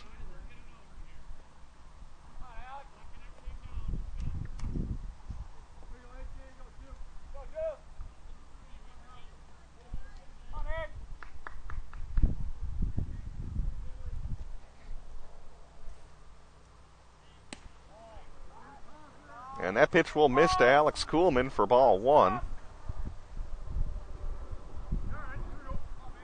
Kuhlman singled and picked up an RBI back in the first inning. That breaking ball goes around the plate for ball 2.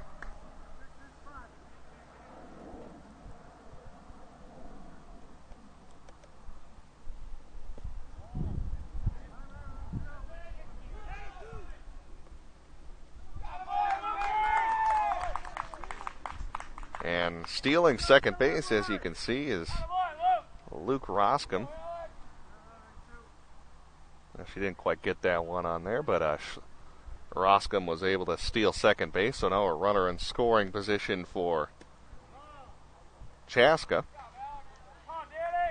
And now drawing a walk is going to be Kuhlman. So runners on first and second base, 1 out. And it'll be the number 8 hitter, Danny Peters.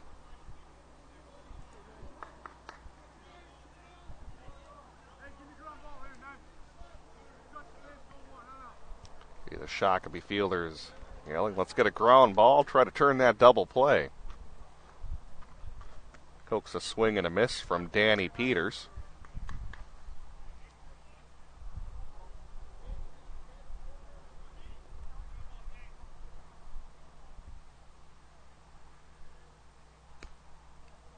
Ready to go. Here's the 0-1 pitch.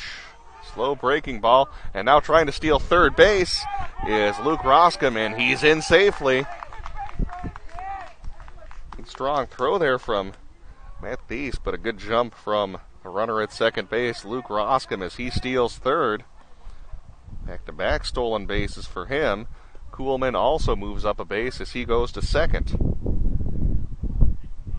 Now a big situation here for Chaska. Getting that runner on third base with less than 2 outs. Second and third to be exact, with only 1 out, as we get a conference on the mound as Shakopee will talk things over and try to find a way to get out of this inning without any damage. While they do that, I'd like to remind you our game this afternoon brought to you by the Mulch Store, having the best compost you'll find in the entire Midwest. It's recycled from year to year with that yard waste you can bring into any of those 4 Mulch Store locations. And really, it's just a great way to make your yards look great. All sorts of great landscaping materials. Some of the best you'll find in the Midwest. They have locations all over the metro, including Burnsville, Minnetrista, Rosemount, and also right down in Shakopee. Find more information, mulchstoremn.com, mulchstoremn.com. Fouled off the foot of Danny Peters, and it'll be 2-2.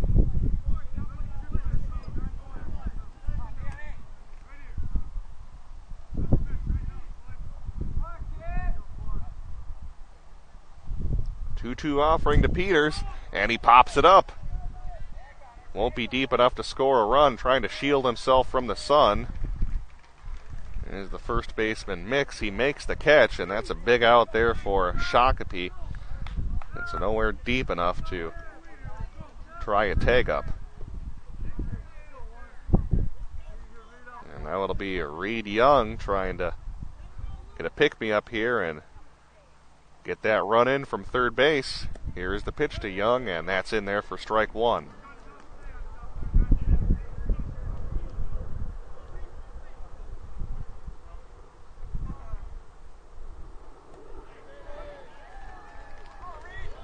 catches the inside corner for strike two. Shakopee's nearly worked themselves out of this big jam here in the inning. And swing and a miss, struck him out. Reed Young goes down, and that'll do it for Chaska in the fourth inning as they get runners on second and third base with only one out, but can't bring any in. No runs on a couple of hits. We'll head to the bottom of the fourth inning. It is 5-4 Shakopee here on PSB. The Sun Current is proud to be your community news leader for over 50 years.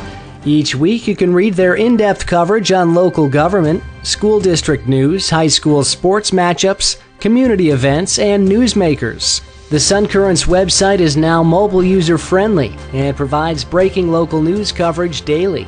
Check it out at current.mnsun.com. Jeepers, it's the creeper! What do we do now? It's a mystery. I know. Like a good neighbor, State Farm is there. Zoinks! It's Lucy, like our favorite State Farm agent lady. Hi, gang. I'll handle it. And that's not really a monster. Creeper! Mr. Carswell? You meddling kids. State Farm takes the mystery out of dealing with insurance. Get to a groovier state. Reggie, why aren't you eating? Like these insurance bills are so high, I've lost my appetite. I am freaking out. Mysteriously high rates can be stressful. Switch to State Farm for discounts up to 40%. Get to a groovier state. Shop and save with Brandy Warmbier State Farm Insurance Office in Eden Prairie. A local connection at a lower cost. BrandyWarmbier.com. I'm Schleff to lead things off for Shakopee as he worked himself out of a big jam last inning. Runners on second and third base, and he was able to get a pop-up and a strikeout. Now we'll try to do some damage offensively. Here in the bottom of inning number 4, batting in the number 8 spot as Sweeney will bounce that pitch in front of home plate. Good waste pitch to make it 1-2.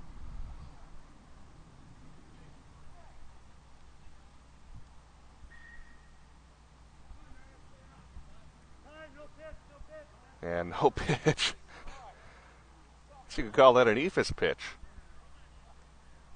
Sweeney had to stop in the middle of his delivery as the umpire called time, and looked like a pretty good pitch to me. That one might have been a strike had it been legal.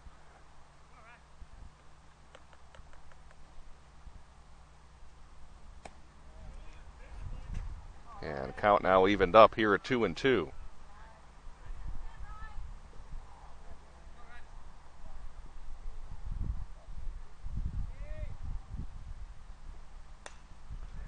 And fouled off by Schleff, trying to get the leadoff man aboard. Matt Thies is due up next. Swing and a miss for out number 1. Sweeney gets another strikeout. That's his 5th of the game.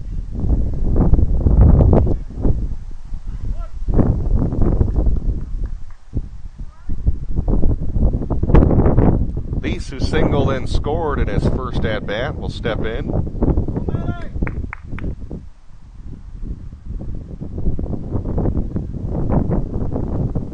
Here's Sweeney's offering. And that one finds the inside part of the plate. Trying to make sure you can hear me here over the big gust of wind we're getting here in Edina. Or the biggest we've had so far today, as that pitch misses down low to Thies.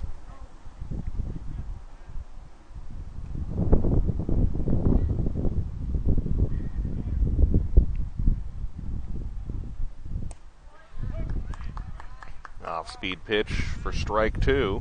And they get 1-2 here against Thies.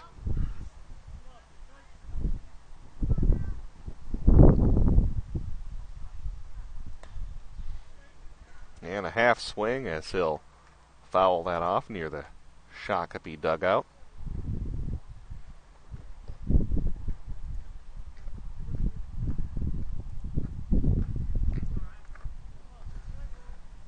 Well, taking a look at Sub-State 7, Eagle Legion number 2 is playing the winner of Hamlin Purple 2 and Fridley Eagle Legion 4. Those are the final 3 teams left in Sub-State 7. There's the 2-2 pitch. On one hop, it's fielded by the shortstop Colsing. Throw to first base. They'll get him. And Deese is retired for the second out.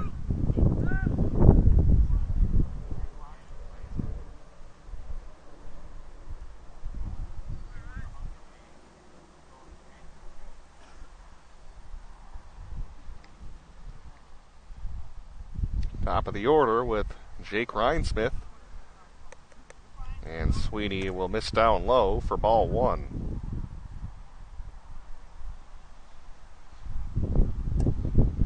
Another swing and a miss.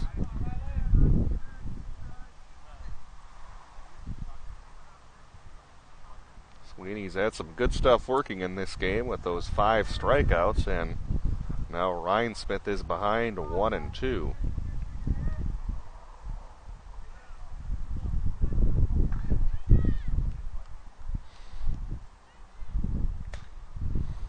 And there's a drive out to right center field. Who wants it? The right fielder does, Taylor Murphy, as he makes the catch. And that'll do it for Shakopee in the 4th inning as they're retired 1, 2, 3. Let's go to the 5th inning. It's 5-4 Shakopee on top of... Actually, I'm sorry, that was a hit. I was looking down and ready to go to a commercial break. I'm sorry about that. That dropped in for a base hit.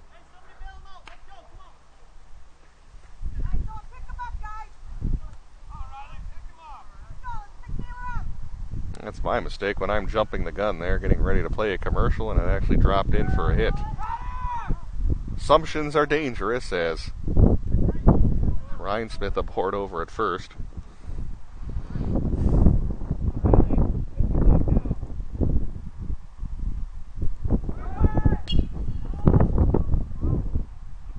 And that's fouled off.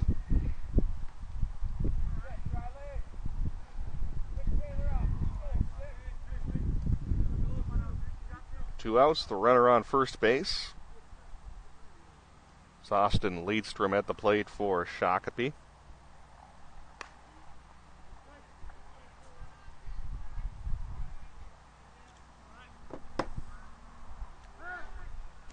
And again, they'll check the runner back over to first base, keeping a close eye on Rhinesmith.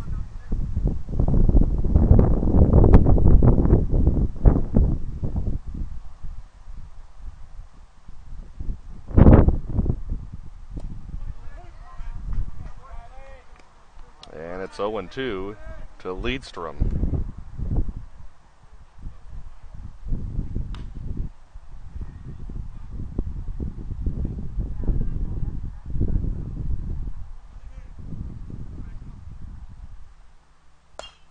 Leadstrom, a little ground ball to the left side. Quick throw from the shortstop, Tony Colsing. Not in time. Now they go back to third base. And Rhinesmith is thrown out. Heads up play there by the Chaska fielders as Roscom threw it back across the diamond over to third base as he caught Rhinesmith trying to sneak in at third base. He's thrown out. And that'll do it here for Shakopee in the 4th inning. As we'll head to the 5th up next right here on PSBMN.com. The Sun Current is proud to be your community news leader for over 50 years. Each week you can read their in-depth coverage on local government, school district news, high school sports matchups, community events, and newsmakers. The Sun Current's website is now mobile user-friendly and provides breaking local news coverage daily. Check it out at current.mnsun.com. Jeepers, it's the creeper! What do we do now? It's a mystery. I know. Like a good neighbor, State Farm is there. Zoinks! It's Lucy, like our favorite State Farm agent lady. Hi, gang. I'll handle it. And that's not really a monster. Creeper! Mr. Carswell! You meddling kids. State Farm takes the mystery out of dealing with insurance. Get to a groovier state. Randy, why aren't you eating? Like these insurance bills are so high, I've lost my appetite. I am freaking out. Mysteriously high rates can be stressful.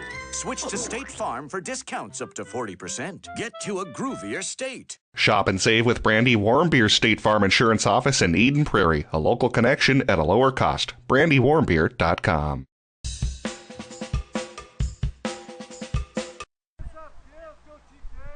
Top of the order for Chaska, due up here in the 5th inning. Tony Colsing to lead off. He'll be followed by Taylor Murphy and Justin Arnold.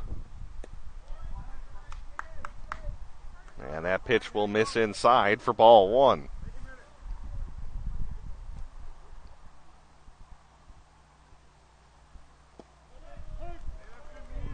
And at the knees for strike 1.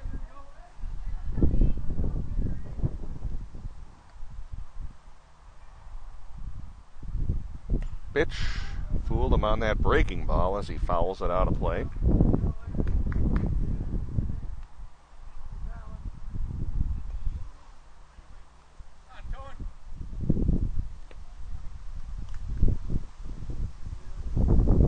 A 1-2 pitch. Colsing will hit a ground ball, and they'll find the hole on the right side for a base hit. Just out of the reach of Sheldon Mix. Leadstrom couldn't get there either. And a leadoff single for Chaska.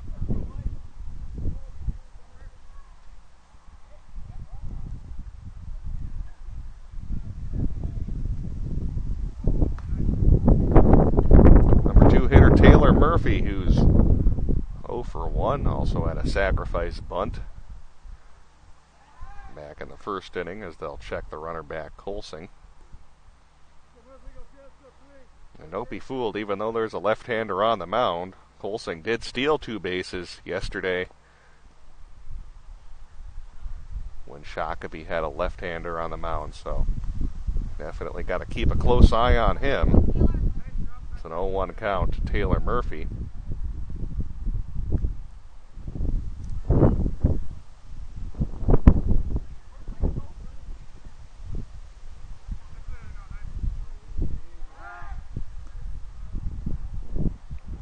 Let's take a look at what's happening over in Sub-State 8.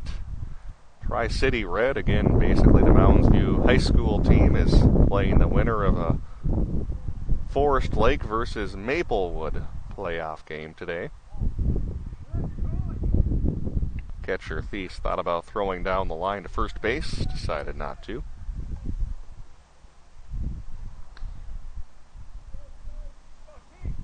Those games are taking place over at Midway Stadium, which is actually on the campus, though, of White Bear Lake, not St. Paul's Midway Stadium. Throw over to first, keeping that close eye on Tony Colsing.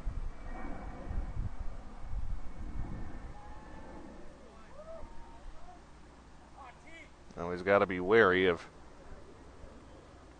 not paying too much attention to that base runner where you lose track of what you're doing with the hitter.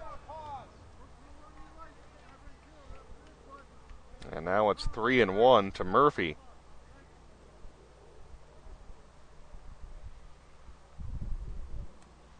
Murphy takes a hack, and he'll foul it straight back, so now a full count. And we'll have to see if they send Colsing.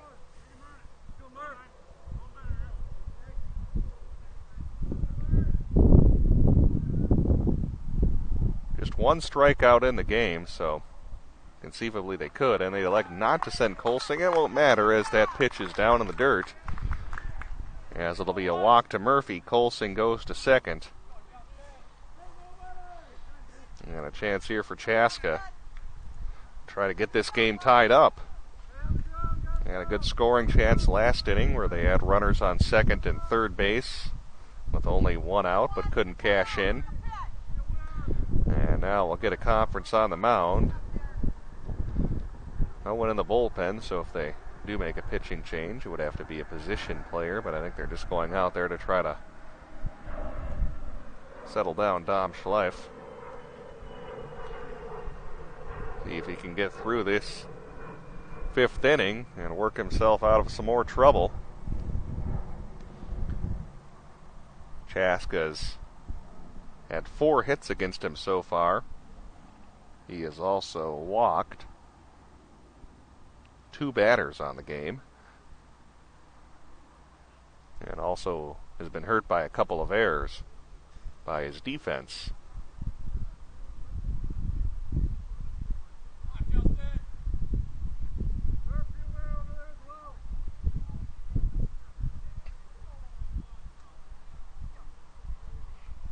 Schleff stays in. He'll face Justin Arnold.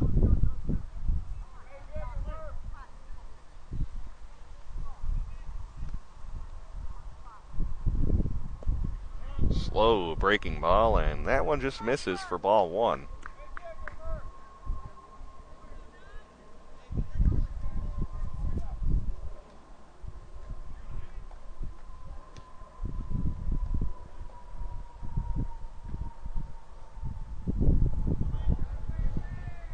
And in the dirt for ball 2.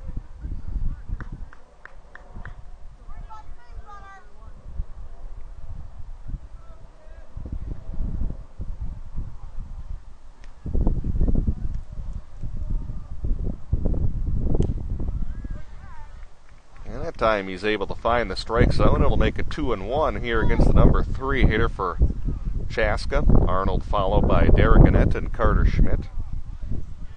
Arnold's 0 for 2 with a couple of flyouts. 1 to left field and 1 to right field. Swung on and popped up into the air. Third baseman Bruss going to have to shield himself from the sun. Now runs in and makes the catch. Wind may have taken that one as he had to sprint in from the infield dirt to the infield grass and make that catch. Good play from Bruss as he gets the out.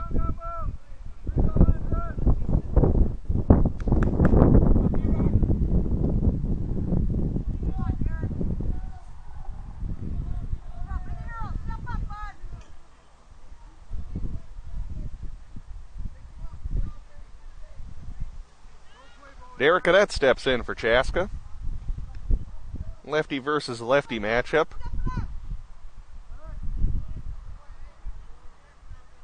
And now Schleff will step off the mound, make sure those runners stay close.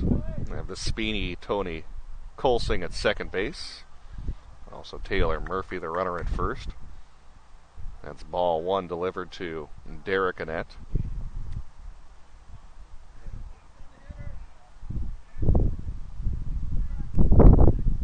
Here's the pitch, and that one hit him. Just barely nicked Derek Annette. That'll work, though, as it'll load up the bases, and just like last inning, Chaska will have a runner on third base with only 1 out. In fact, they'll have the bases juiced, and now we're going to get a pitching change as Schleff is going to leave, and they're going to bring in, it looks like, I'll tell you about who they're bringing in next as we'll take a timeout. This is the Legion Sub-State 3 tournament right here on PSB Media. Now's the time to think green. Springtime lawns and savings. The Mulch Store is a great community resource for landscaping products and landscaping materials. Known for having the best compost in the Midwest, the Mulch Store can be found online at mulchstoremn.com. Browsing by mulch, soils, grass seed, rocks, edging, and more. Everything you need to make your neighbors green with envy. mulchstoremn.com. Store locations in Burnsville, Minnetrista, Rosemount, and Shakopee.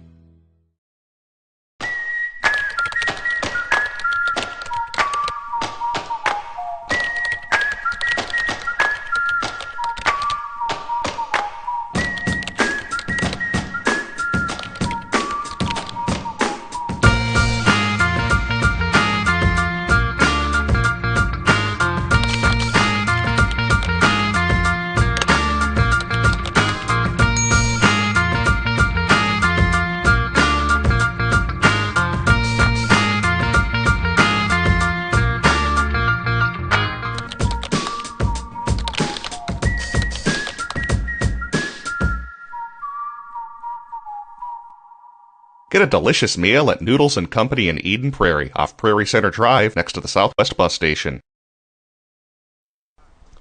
Back here at Courtney Fields at Braemar Park, new pitcher in the game for Shakopee as they'll turn things over to Dom Schlepper. As Schlepp will leave the game, having pitched 4 1/3 innings. He gave up 4 hits, 4 runs, and also had 1 strikeout. And he's responsible for all 3 runners that are on base. Carter Schmidt will be the hitter for Chaska. Schlepper moving in from shortstop to now pitch. Try to track down the rest of the Shakopee defensive alignment when we can.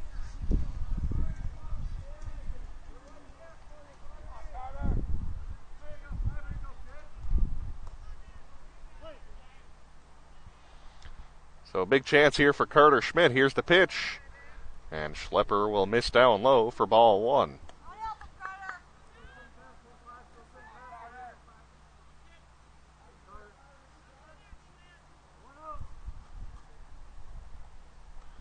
Here's the pitch. And that's in there for strike 1. Always big to get that first strike when you have a bases loaded situation, and without a doubt avoid that 2-0 count. Hicks delivers, and just inside for ball 2.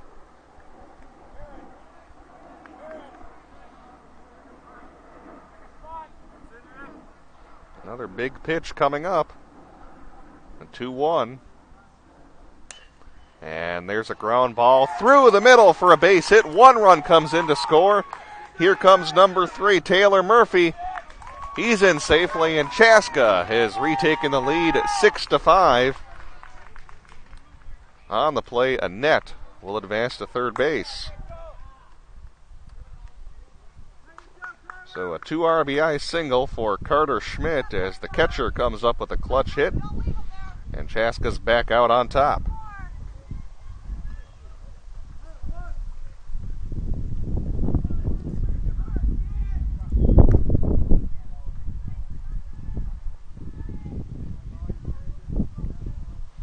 Luke Roskin with a chance to try to do some more damage.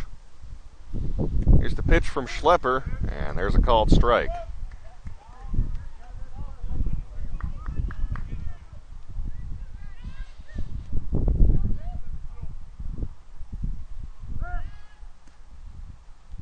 Back and forth game as Chaska opened up a 4-0 lead in the top of the first inning. Shakopee responded with 2 runs of their own in the bottom of the first. And at the bottom of the second inning, there's a bouncer to the third baseman. Bruss played a second, now throw to first. In time! A 5-4-3 double play. And that'll do it for Chaska in the 5th inning. But they score 2 runs and retake the lead. We'll head to the bottom of the 5th inning up next. It's 6-5 Chaska here on PSB. I think I have the window seat. You better double check that, my friend. Don't think we don't know who you are. Yeah, I'm Aaron Rodgers. No, that's not it. You're that State Farm discount double check guy. Discount double check. Thanks to the hundreds you saved us, we could upgrade the grill class. Grill class? Your tongs are in your seat back. Save with the discount double check today. Get to a better state. State Farm. Guys, this is my cousin Raj. Hey, boys, I just saved a ton of cash with my State Farm discount double check. So the brats are on me. Oh, geez. Crazy dream. Easy. You're going to wreck Bob's dream. By the way, how's that sausage pillow? Delicious good stick. Save with the discount double check today. Get to a better state. State Farm. Shop and save with Brandy Warmbier State Farm Insurance Office in Eden Prairie, a local connection at a lower cost. BrandyWarmbier.com. Bottom of the 5th inning we go is 6-5. Chaska out in front of Shakopee.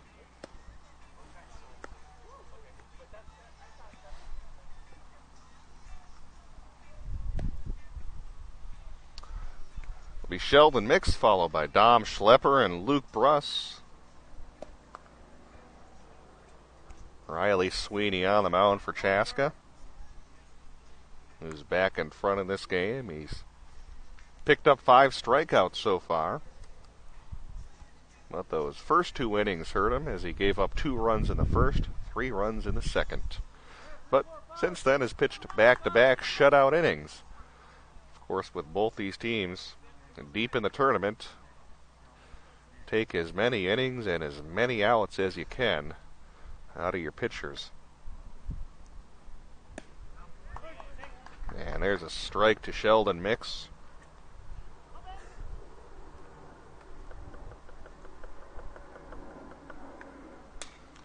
Mix will get a ground ball up the middle for a base hit as he'll lead off the inning with a single. Sheldon Mix now 2 for 3 in the game.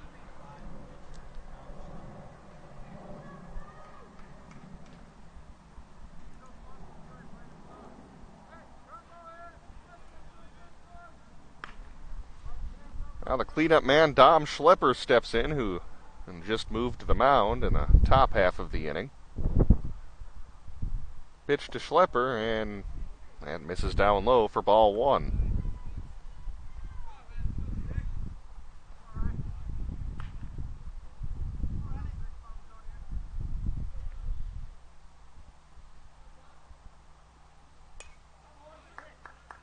Fouled off as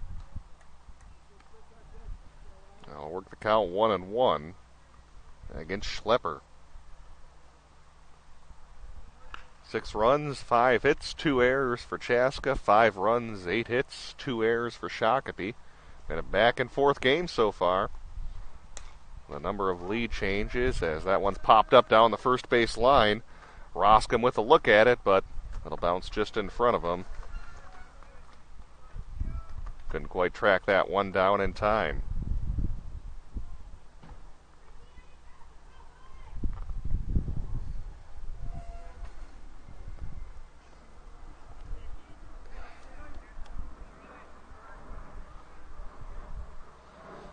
Sweeney ready, kicks, delivers. Here's the pitch. Schlepper, a high pop-up right on the pitcher's mound, and Sweeney only has to move back about 2 steps to make that catch. And that's the first out of the inning. Now it'll be Luke Bruss up for Shakopee.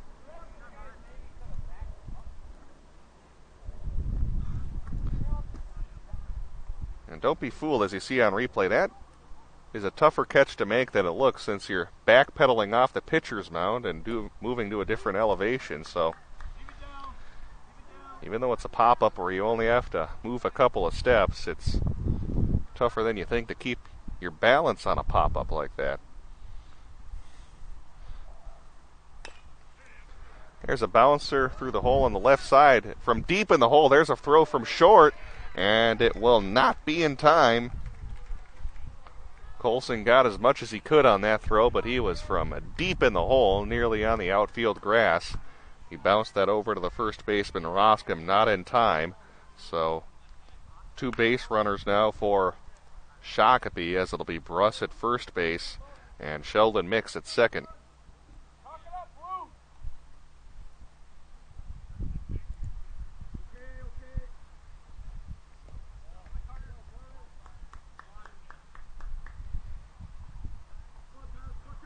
And ball 1 delivered to Tyler Sloss.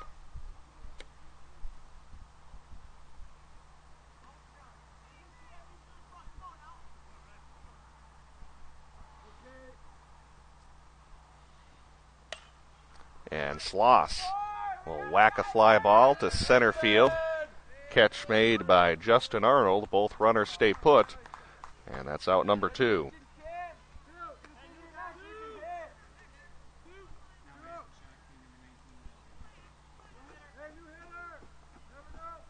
And we've got a pinch hitter coming into the game for Shakopee, or actually a new hitter, I should say. As it'll be number 19 heading in. We'll see if we can get a name for him. That is Logan Becker, in the place of Sam Scott.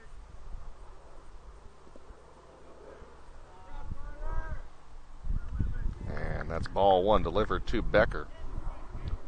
So Sam Scott will finish the game 0 for 2 with a fly out to center field and a strikeout. Sweeney's pitch finds the strike zone, even things up at 1-1.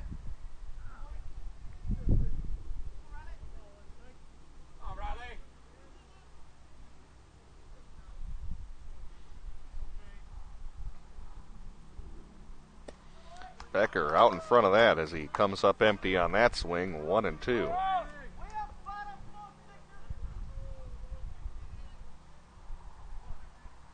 Two outs, runners on first and second.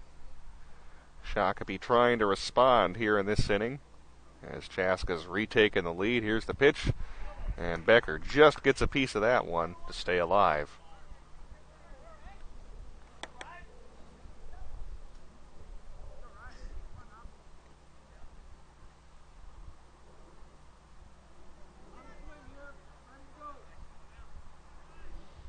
Two lead changes so far in the game. Shakopee hoping for a third lead change this inning. Pitch to Becker, good eye as he takes that fastball. 2-2.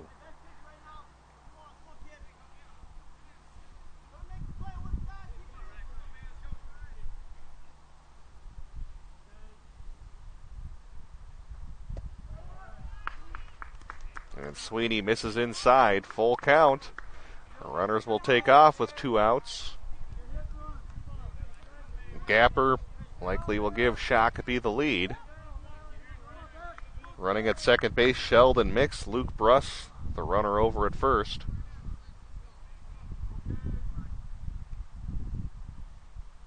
Here's the delivery, and that misses low and outside for ball four. Bases juiced, two outs.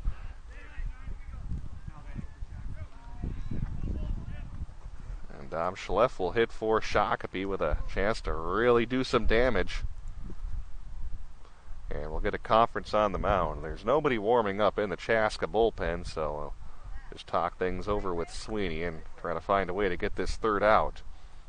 And while they do that, Brandy Warmbier State Farm Insurance Office, in part sponsoring our broadcast this afternoon. You can shop and save with Brandy as expert on the market and also locally involved in the community, so you'll get someone that will know how to save you money, will take the time to get to know you, won't just be another client. It's Brandy Warmbier State Farm Insurance Office, a local connection at a lower cost. It's BrandyWarmbier.com, BrandyWarmbier.com, her office located off Singletree and Flying Cloud Drive.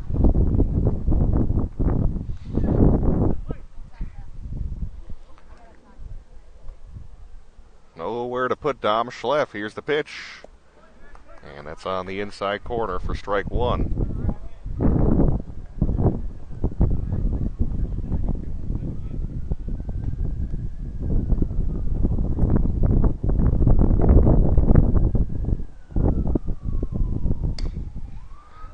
And on one hop, it'll be fielded cleanly by Alex Kuhlman. Throw to first base. And that'll do it for Shakopee in the fifth inning as they leave the bases loaded and come up empty. We'll head to the sixth inning. 6-5, Chaska out in front here on PSB. It's every kid's favorite time of year. But for over 1,000 Eden Prairie kids, no school means missing the only consistent meal they may get all day. But one of our Eden Prairie nonprofits is changing that. Catherine Keeler of Prop tells us about their Summer Food for Kids program and how you can help. The Summer Food for Kids program is a really important program that we have here. Did you know that 23% of the kids who attend schools here in Eden Prairie qualify for free or reduced price lunches? And during the summer, those kids are home. And so our program helps fill that gap and helps provide about 2 weeks' worth of groceries during the summer for those kids. As for the types of foods Prop needs you to donate, we got a grant that's helping us purchase a lot of perishable items, so fruits and vegetables and yogurts and cheeses and meats. But we need some help with some of those more non-perishable items.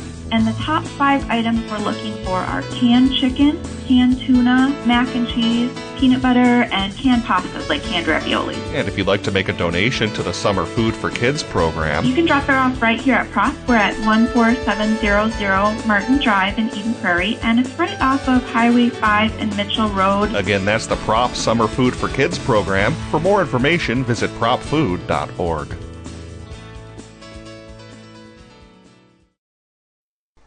We head to the 6th inning with Chaska's bottom of the order due up, Alex Kuhlman and Danny Peters and Reed Young, as they'll face Dom Schlepper of Shakopee. Schlepper came in relief last inning.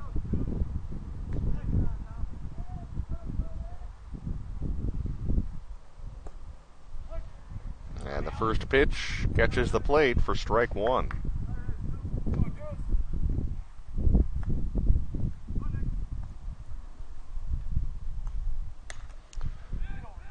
And that'll be hit out to right field. Backpedaling a couple of steps, Sam Scott makes the catch.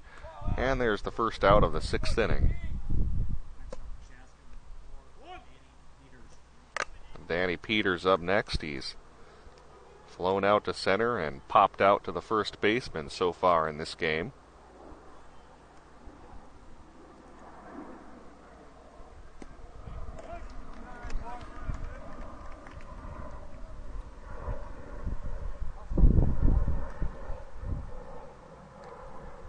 Oh, 1 pitch.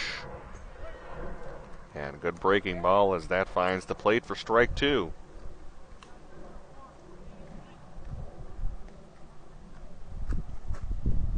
Swung on and popped up. Could be playable for Thies. We'll actually watch it go out of play. And drift behind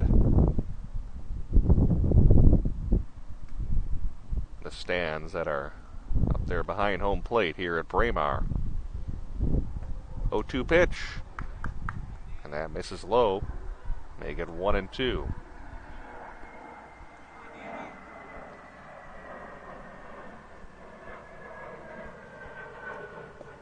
Pulled a string on that one as Peters way out in front. He strikes out. 2 down, and Reed Young will step in for Chaska.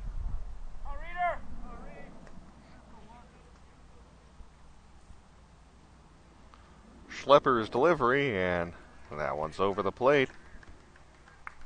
And good job since coming in relief as he's retired 4 consecutive hitters.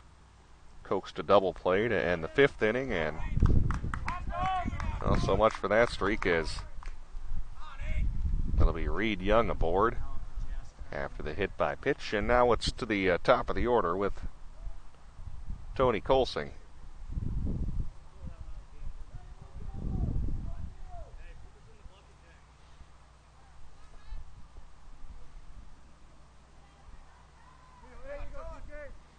Colsing 1 for 2 with 2 runs scored. He walked back in the 1st inning to come around and then singled last inning to score the tying run. Murphy with the go-ahead run. Here's the 1-0 delivery, and Colsing drives it to left field, and that's just foul down the left field line.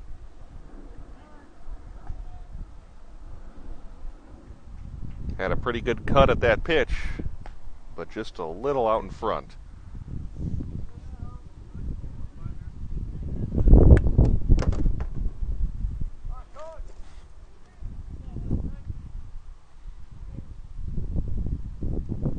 The 1-1 pitch to Tony Colsing, and that's over for strike 2.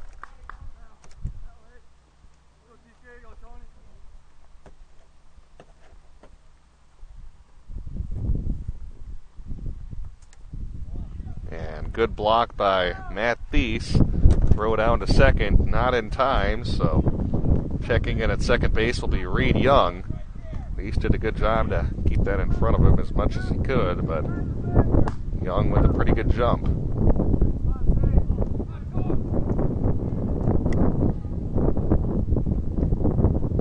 Here's the pitch, and that one bounces in the dirt. And the count works full.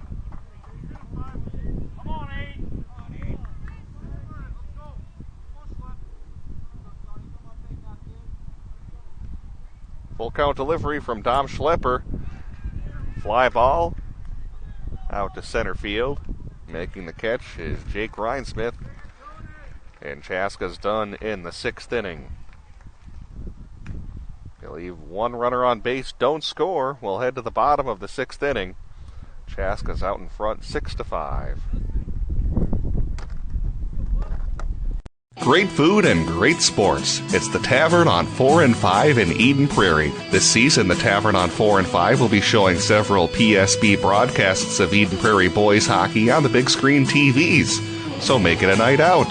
Get some great food and watch the EP boys hockey team at the Tavern on 4 and 5. Some of their classics include the Mediterranean pizza, the Tavern turkey burger, and my personal favorite, the cheesy tater tots. It's the Tavern on 4 and 5, located just blocks from Eden Prairie High School. Stay current on what's going on in your local community. The Sun Current is a local community newspaper that serves several communities in the Southwest Metro, including Eden Prairie, Edina, and Bloomington. The Sun Current will keep you up to date with the latest comings and goings on your school board, city council, arts and entertainment, and community events. And make sure you check out their in-depth high school sports coverage featuring weekly articles on Eden Prairie, Edina, Jefferson, and Kennedy. From football and hockey to tennis and swimming, the Sun Current has your favorite team covered. Keep it local and visit the Sun Current website at current.mnsun.com. To the bottom of the 6th inning. And we got Matt Thies, the number 9 hitter, leading off for Shakopee. And it's right back to the top of the order. Chaska trying to hold on to that 1-run lead. Riley Sweeney, the first pitch on the way. And that crosses the plate for a strike.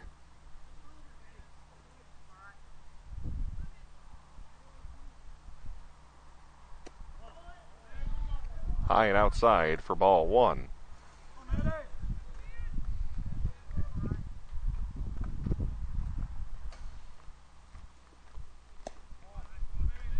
That one also misses. It'll make it 2-1.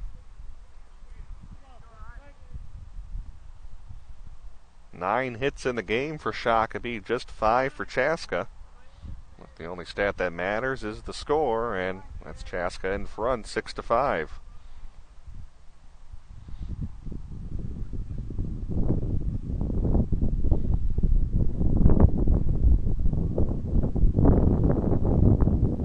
Pitch from Sweeney, swing and a miss. Getting that fastball past him.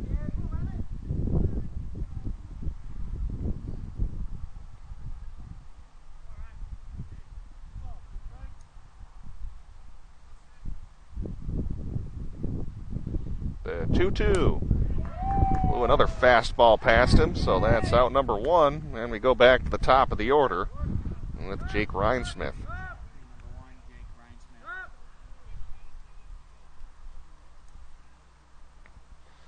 Reinsmith led off the bottom of the 1st inning with a single. He came around to score.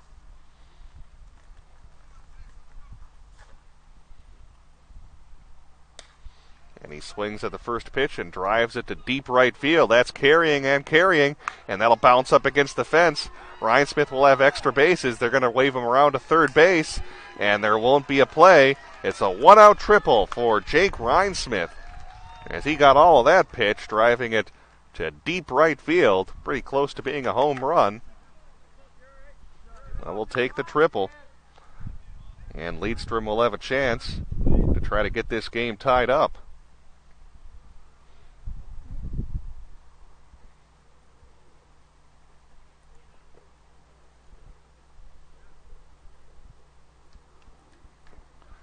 And we'll get a conference on the mound, and we'll see how much longer Chaska will stick with Riley Sweeney.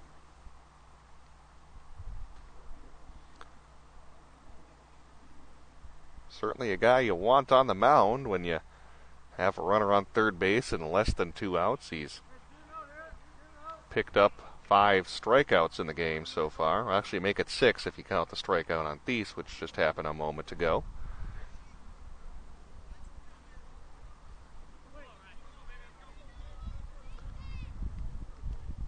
The pitch from Sweeney. And that one's over for strike 1.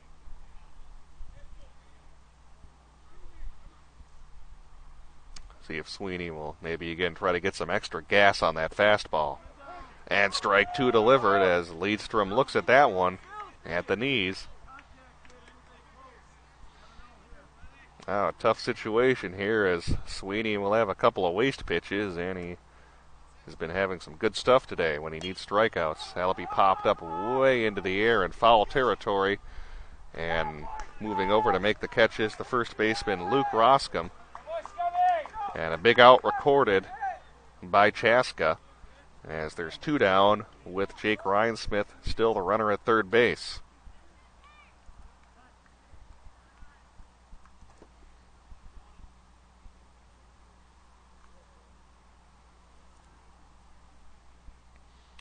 Very good hitter Sheldon Mix will be at the plate for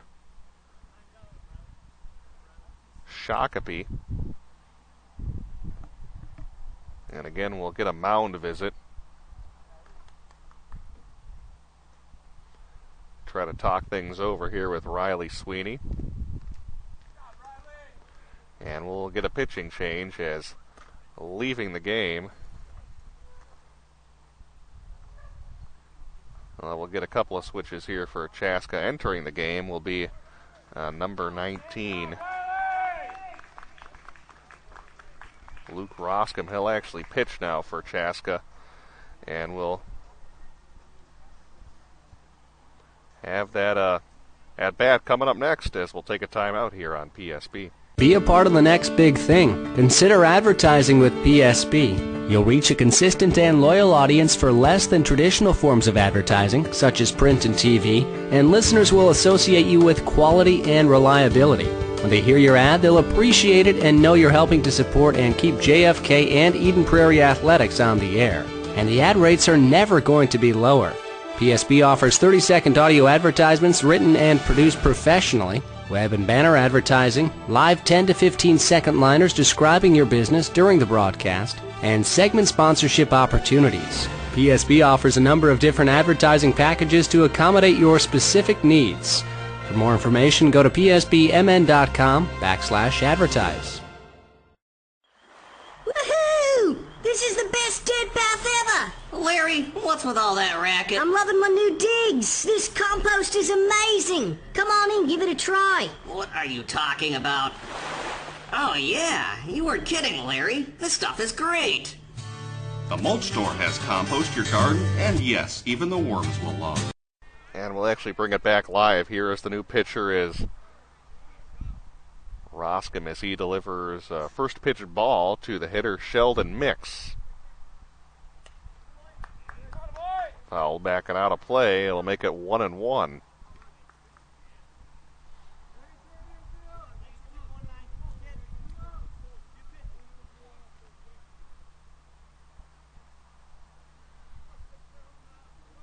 Roscom shaking off a couple of signs. Now he gets what he wants and finds the corner for strike 2. So for Riley Sweeney, 5 2/3. 10 hits, 6 strikeouts, and thus far 5 runs. He's responsible for the runner, Justin Rhinesmith, at third base. That pitch will miss. It'll go 2-2 to Sheldon Mix.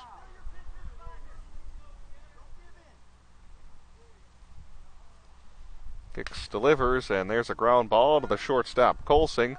Throw to first, got him, and that'll do it for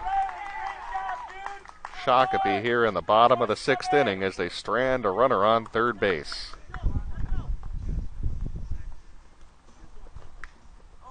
Six complete. It's 6-5 Chaska right here on PSB.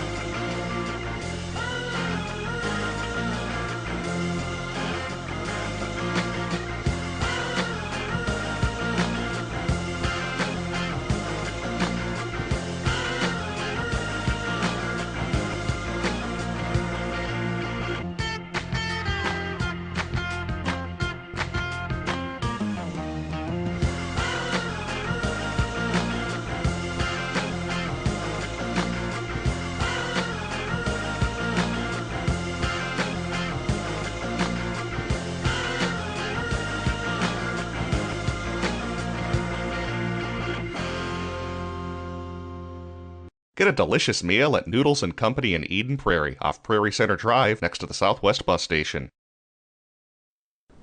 2, 3, and 4 hitters due up for Chaska in the top half of the 7th inning. Murphy, Arnold, and Annette. Murphy walked last inning, then came around to score.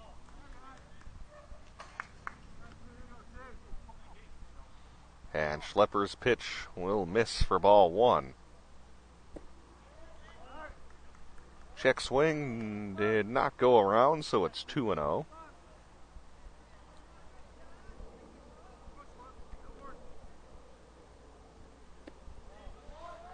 And high and outside as Schlepper is fallen behind 3-0.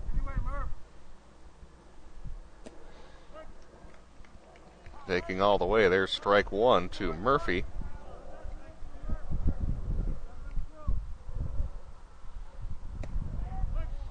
And Murphy takes again as Schlepper's worked at full, 3-2. Payoff pitch. Call, third strike. Murphy was throwing his bat thinking he was going to get ball 4. Umpire calls strike 3 instead. And now Justin Arnold comes up for Chaska.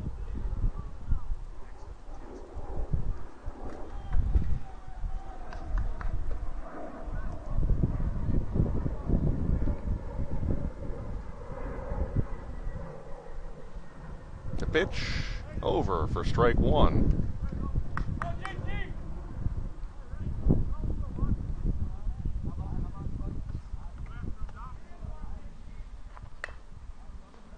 Bouncer foul down the third base line.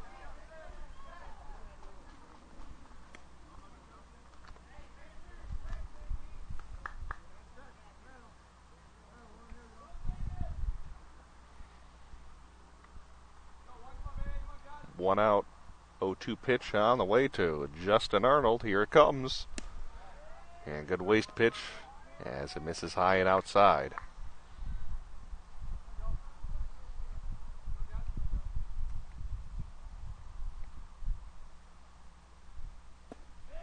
One, two at the knees, but just a little bit low.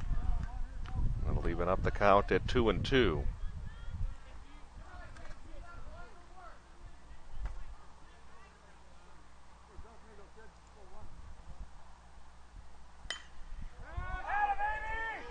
And that's pretty well hit out to left field. But on the warning track, making the catch will be Tyler Sloss for the second out. Arnold with a pretty good hack at that pitch, but in high school and Legion ball, you really got to get a hold of a pitch to hit one out of the park.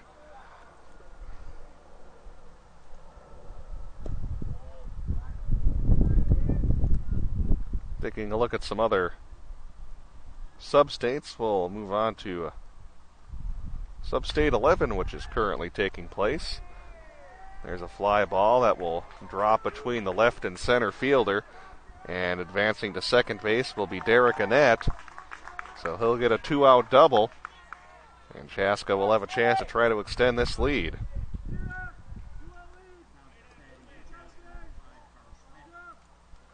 Take another look at that swing on replay.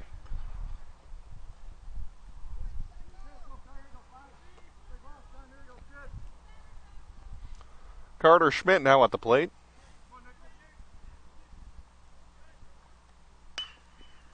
And he'll hit a ground ball to the third baseman, Luke Bruss. And that'll do it for Shakopee. Or excuse me, for Chaska, as they're done in the top half of the 7th inning. Shakopee will get the bat here in the bottom of the 7th. Up next here on PSBMN.com. It's every kid's favorite time of year. But for over 1,000 Eden Prairie kids, no school means missing the only consistent meal they may get all day. But one of our Eden Prairie nonprofits is changing that.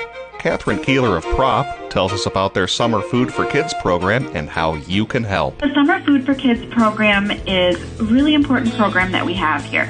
Did you know that 23% of the kids who attend schools here in Eden Prairie qualify for free or reduced price lunches? And during the summer, those kids are home. And so our program helps fill that gap and helps provide about 2 weeks' worth of groceries during the summer for those kids.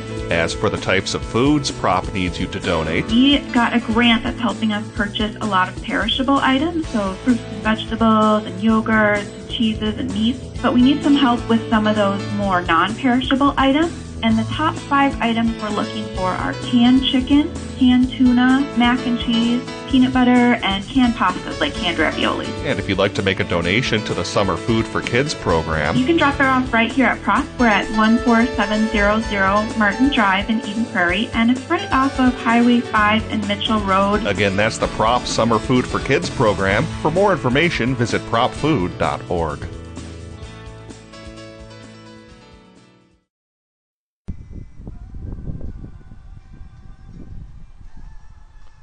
Here in the bottom of the 7th inning, Luke Roscom is on the mound for Chaska. As Chaska Legion looks to hang on to this 1-run lead. A little early to be saying this, but Shakopee is down to their final 9 outs. But with the way these games have been going, 1-run leads have been far, far from safe. And there's a bouncer just to the right of Roscom. Strong throw to first base is in time as they'll retire Dom Schlepper to lead things off here in the bottom of the 7th inning. Luke Bruss to step in.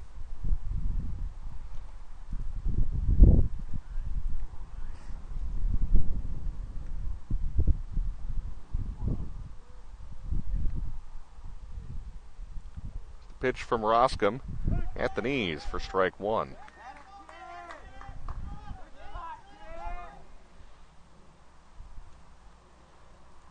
Talking about Sub-State 11, their tournament is currently taking place. Maple Grove, the 1 seed, over in that group.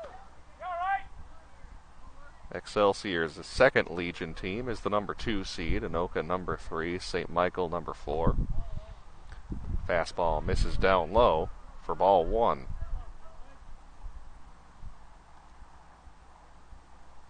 And it's bounced foul for the 2nd strike. Over in Sub-State 12,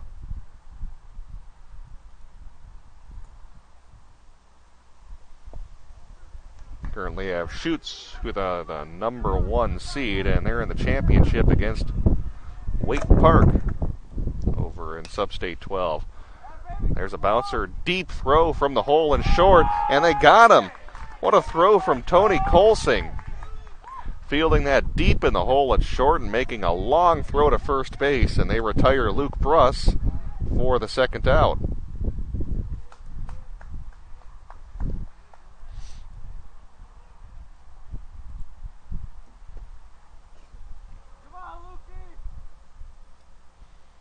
Here's Tyler Sloss as he'll look at a fastball up high for ball 1.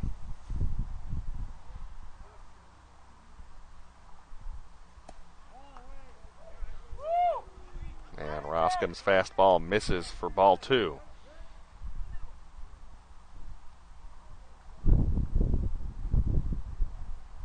Here's the pitch from Roscom, and Sloss will pop that way up into the air. Just in front of the pitcher's mound, making the catch is Roscom, and that'll do it for Shakopee here in the 7th inning. Head to the 8th inning, Chaska still out in front, 6-5 here on PSBMN.com. The American Legion. We're a powerful force for the nation. We believe strongly in supporting the children of America. Our youth programs include American Legion Baseball, Junior Shooting Sports, Boys and Girls State, the Oratorical Scholarship Program, Support for Scouting, and many others. We support and promote citizenship and integrity in America's future leaders. Go to Legion.org to find out more about the American Legion's commitment of service to America. Attention all veterans of the United States military. Due to the overwhelming needs of our returning veterans from the War on Terror, we are asking all veterans to stand as one. The American Legion was founded in 1919 for the sole purpose of taking care of our veterans and their families. We need you to join us in our quest to provide all military personnel and veterans with the benefits they so richly deserve. Join us today so that together, with one voice, we can stand strong for all veterans. Contact jointhelegion.org. Our troops need your help. Now's the time to think green. Springtime Lawns and Savings. The Mulch Store is a great community resource for landscaping products and landscaping materials. Known for having the best compost in the Midwest, the Mulch Store can be found online at mulchstoremn.com. Browse and buy mulch, soils, grass seed, rocks, edging, and more. Everything you need to make your neighbors green with envy. mulchstoremn.com. Store locations in Burnsville, Minnetrista, Rosemount, and Shakopee. First pitch of the bottom of the 7th inning is in for strike one, as Don Schlepper is delivering here to Luke Roscom.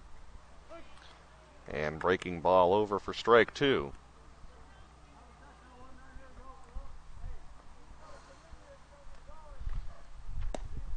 And good morning, good afternoon, good night, as Luke Roscom is retired, looking for the first out of the 8th inning. Alex Kuhlman now up for Chaska.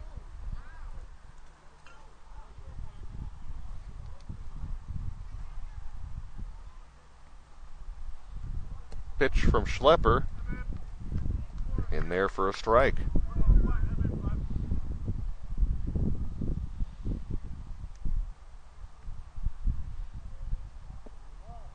And slow breaking ball will miss down low for balls. For ball one, I should say. Here's the 1-1 pitch, and that's inside for ball two.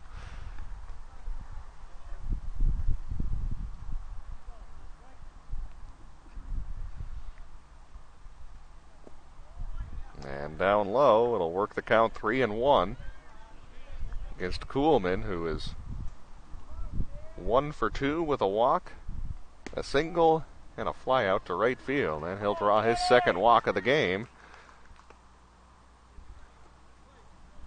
as Danny Peters will step in for Chaska.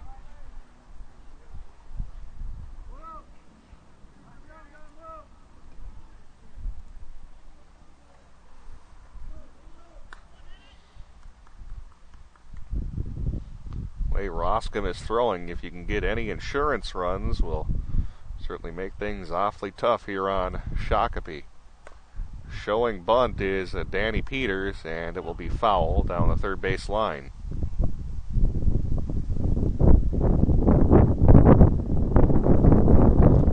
A gust of wind starts to blow here at Braemar. Been a very cool day for late July, with high temperature only expected to reach the lower 70s. Game time temperature at our first game was only 66 degrees. Here's Schlepper's pitch. Showing bunt again is Danny Peters. And he's behind 0-2, and that likely takes a bunt now out of the question.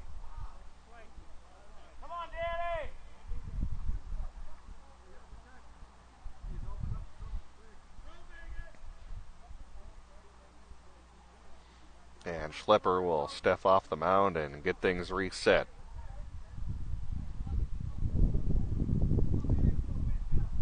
The 0-2. And it misses outside.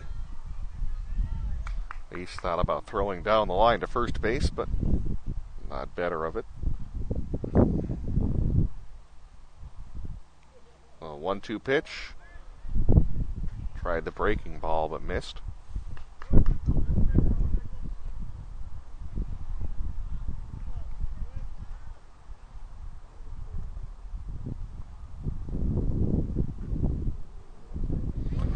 And a wild pitch as it goes through the legs of Matt Thies. That will allow Alex Kuhlman to advance to second base on that wild pitch.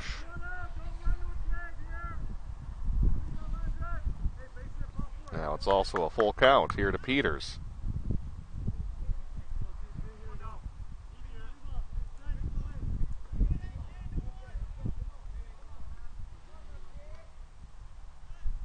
Schlepper's delivery. Bouncer to third base. Bruss with a long throw to third base. Now the runner tries to advance to third base, and he's in there. Alex Kuhlman with some good heads-up base running as soon as Bruss made that throw from third base to first. Kuhlman took off and got to third base to beat the throw. Sheldon Mix.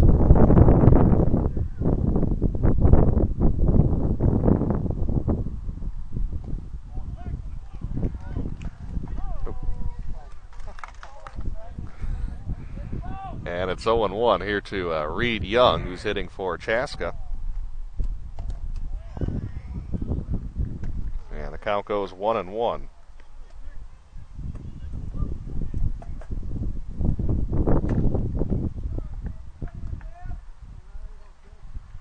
Long look in from Schlepper. Here's the pitch. And there's a drive out to right field. Hanging just enough to allow Sam Scott to make the catch. And that'll do it here in the 8th inning for Chaska. We'll head to the bottom of 8 up next. It's 6-5 Chaska on top of Shakopee here on PSBMN.com.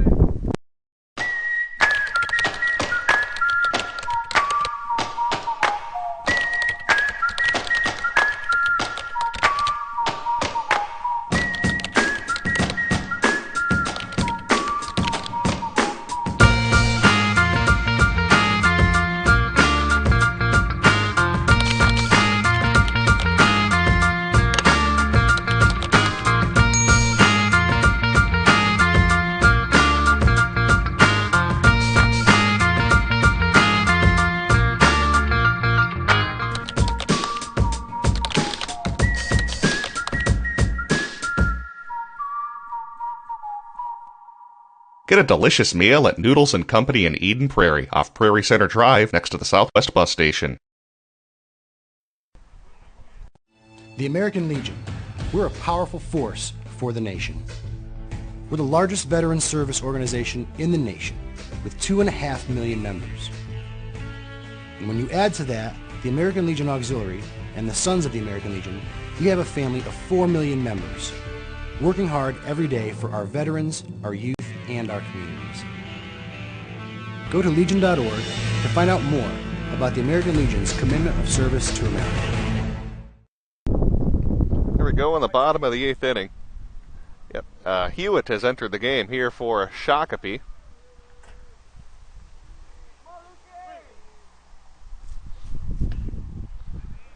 And he'll foul that one off. So Josh Hewitt enters the game for Logan Becker.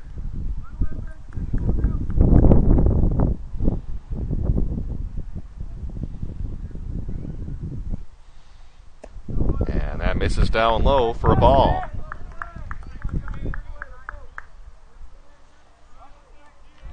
Hopefully that's not bad news as our camera guy and I just look up in the air. There's a drive from Hewitt out to center field, right to Justin Arnold, who makes the catch for out number 1.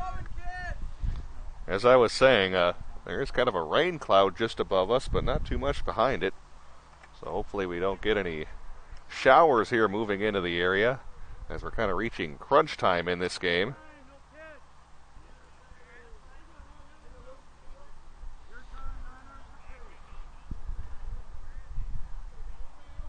Schleff will be up at the plate for Shakopee as he takes a swing and lines it right to the third baseman, Annette, and quickly 2 down here in the 8th inning.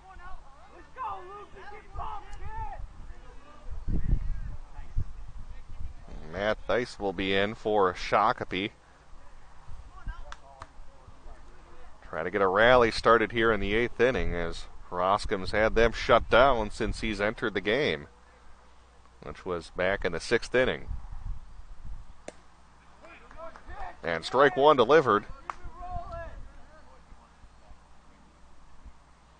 Here's the 0-1 pitch, and that misses outside for ball 1.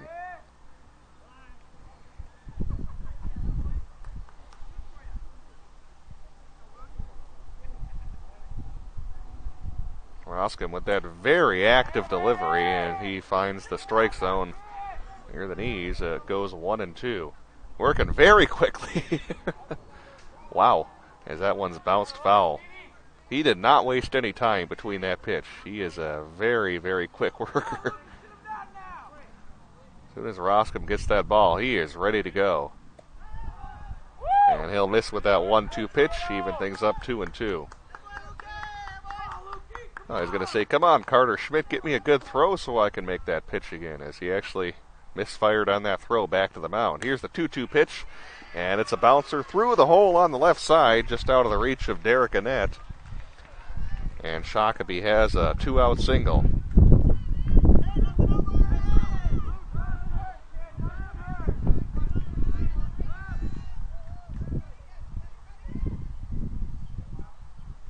And now Ryan Smith, the leadoff man for Shakopee, steps in.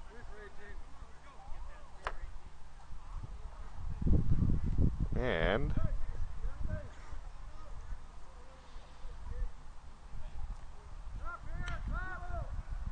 I'm just looking around. I was thinking perhaps we had a pinch hitter, but no, Ryan Smith will stay in the game. Just coach is giving some instructions over there to left to try to get him around the bases and get this game tied up. Going to be awfully tough to try to string together 3 or 4 hits here against Roscom. See if they maybe send him in motion.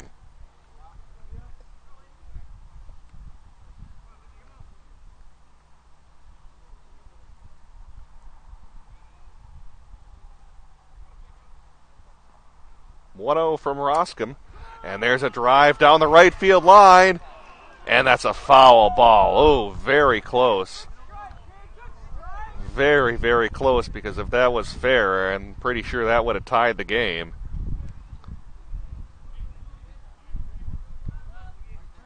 As Schliff had a pretty good jump from first base.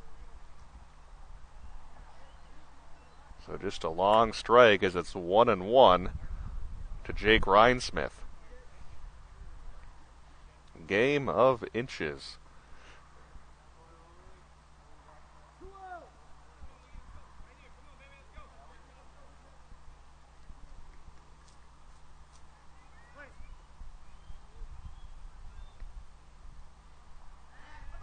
And check back to the runner again, trying to keep Beast close over at first base.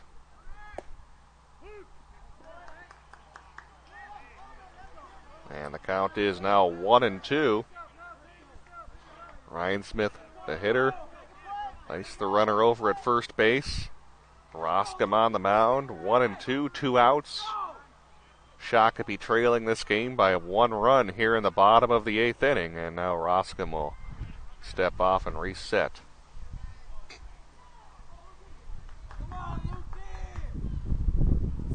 One of the rare times Roscom has had to work out of the stretch so far.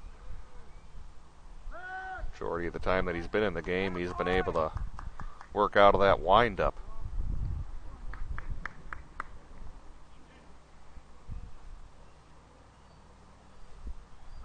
Here's the 1-2. Oh, actually, they'll go back and check the runner again.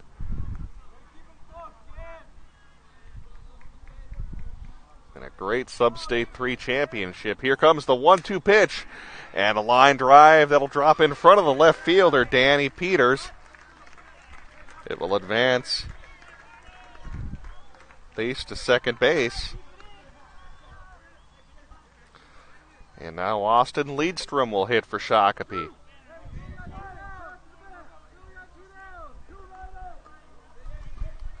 So now the tying run at second, the go-ahead run at first base. Chaska needs just 4 outs here to win the Sub-State 3 championship. Here's Roscom's delivery, and that finds the inside corner for strike 1. But this first out of the 4 looking to be the toughest of them, as here's the pitch, and that misses down low for ball 1. Having a good hitter here at the plate in Austin Liedstrom, who's 3 for 4 on the day. Although he did pop out against Luke Roscom in his only at-bat, where they faced each other. Leadstrom now behind 1 and 2. Runners on first and second. Chaska leads Shakopee 6-5. And they're going to call the balk on Luke Roscom, and he knew it. Flipping the ball in the air, saying, "Oh, my bad." And now they're going to try to go settle down Roscom, with runners now on second and third base.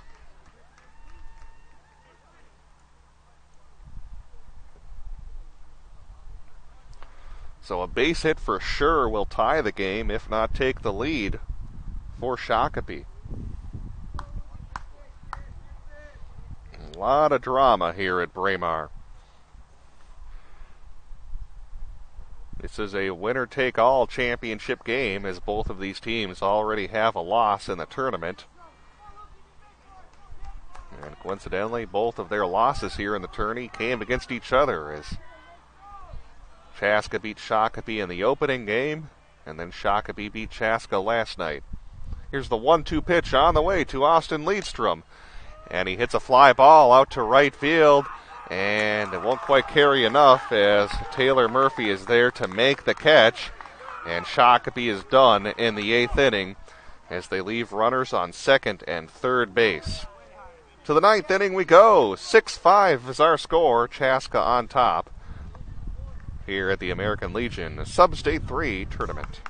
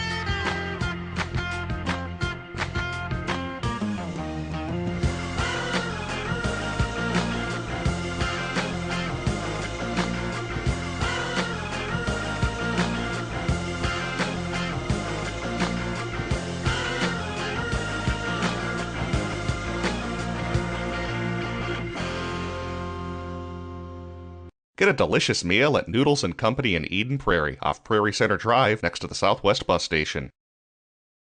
We're back here at Courtney Fields at Braemar Park as some rain beginning to fall as those rain clouds are moving in. Well, actually, rain cloud would probably be the better way to put it. There's just kind of one stubborn cloud that's been hovering on over us. We'll keep it on the air unless we get some kind of heavy downpour, since obviously being in the 9th inning, don't want to leave the broadcast for any reason, so we'll do our best to keep you on air. As Chaska here in the 9th inning will hit a pop-up into shallow center field, and making the catch will be Ryan Smith, as Colsing is retired for the first out. Taylor Murphy now up.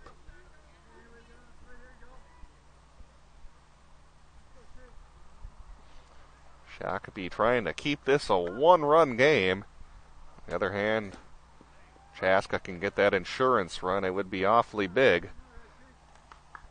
As Roscom, with the exception of that last inning, has been pretty much lights out for Chaska.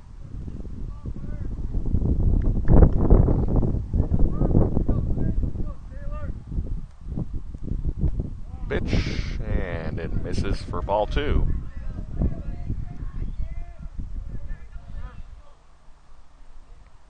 The 2-1 pitch, and that's outside, 3-1.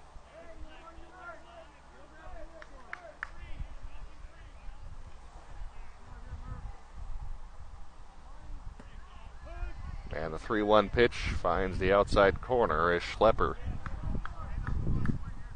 We'll have a full count delivery up next here to Taylor Murphy. The pitch, and Murphy with a fly ball the other way towards left center field. Making the call is Ryan Smith as he catches it, and quickly 2 down with back-to-back flyouts to center field as Justin Arnold will step in for Chaska.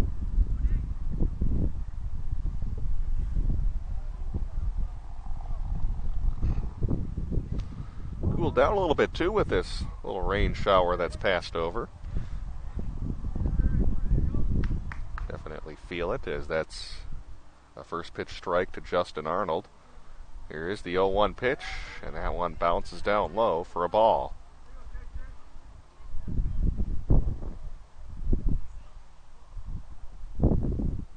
The 1-1, and that's way outside for ball 2.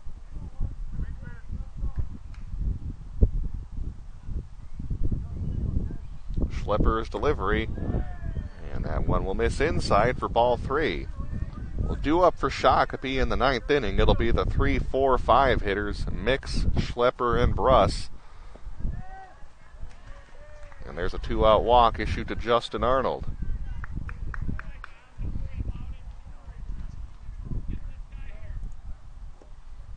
And Derek Annette, the cleanup hitter. He's had a good day at the plate. 2 for 3 with a run scored. Also has been hit by a pitch. So on base 3 times. Runner takes off. Throw to second. And it'll trickle into center field after it was a little bit high. And they'll hold up Justin Arnold at third base. As Thies air-mailed that throw down to second base. Let me give you another look at that here on replay.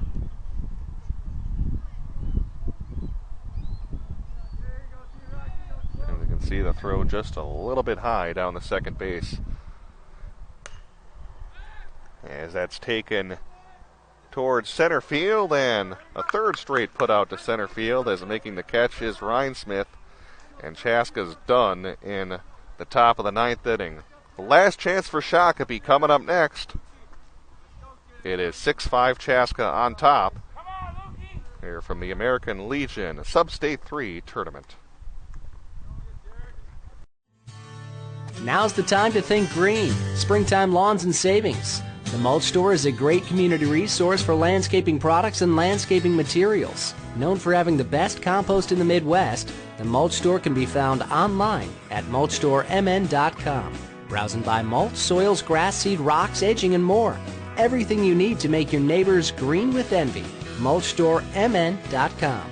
Store locations in Burnsville, Minnetrista, Rosemount, and Shakopee.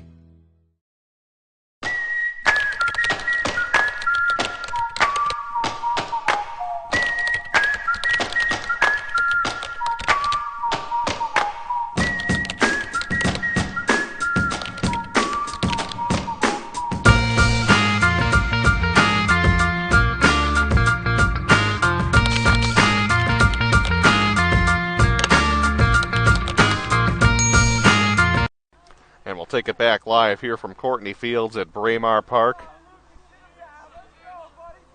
As it'll be Sheldon Mix, Dom Schlepper, and Luke Bruss to lead things off for Shakopee here in the last of the 9th inning. And Luke Roscom is able to deliver strike 1. The 0-1 pitch, and that's also called a strike, as quickly Mix is behind 0-2.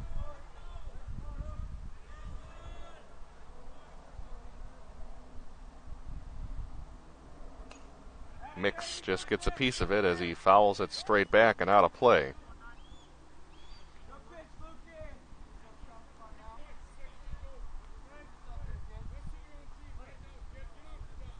Go-to delivery from Roscom, and that's taken the other way. It'll drop in for a hit to right field, and Mix is going to try for 2, and there won't be a play. It's a leadoff double for Shakopee, as Sheldon Mix is aboard at second base, taking that down the right field line.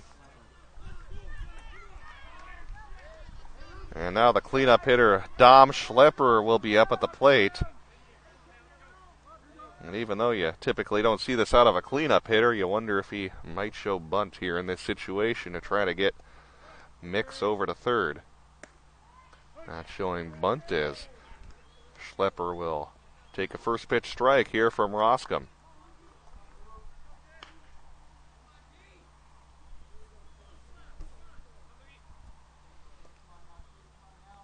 Going to be a good finish here at Braemar, as time is called.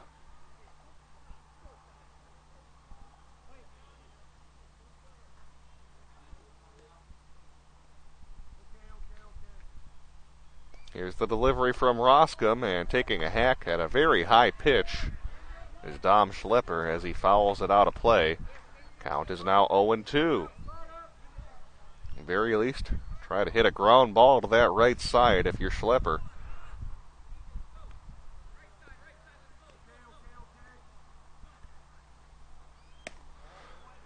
And that's up high for ball one.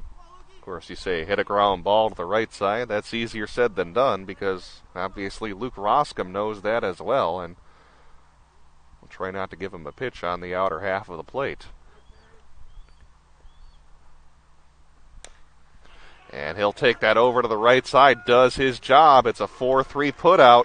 Exactly what the doctor ordered for Dom Schlepper and Shakopee, as that will advance Sheldon Mix over to third base. Good fundamental baseball.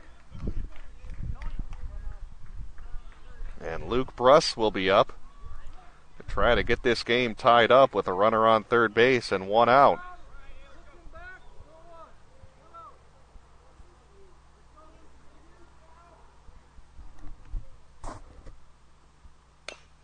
And there's a bouncer to third base. And the base runner was off the base. And is he safe or out? Was he on base? He was. Or no. Now the fans over here thought it was called an out. It was not.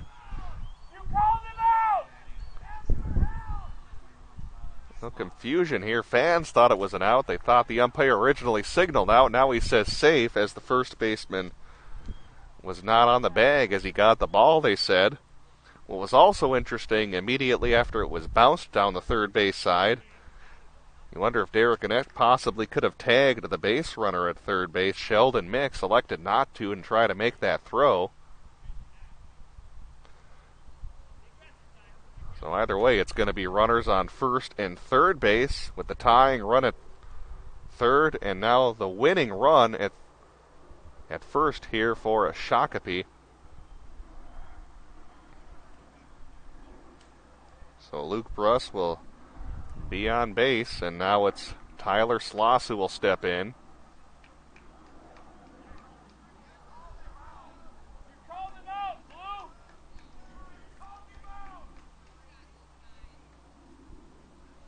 Now we'll see if Roscom can really work himself out of this jam. First and third, one out. Chaska leads 6-5. They're in the Sub-State 3 championship game. Tyler Sloss, 0 for 4 on the day for Shakopee. And boy, how big would his first hit of the game be right here.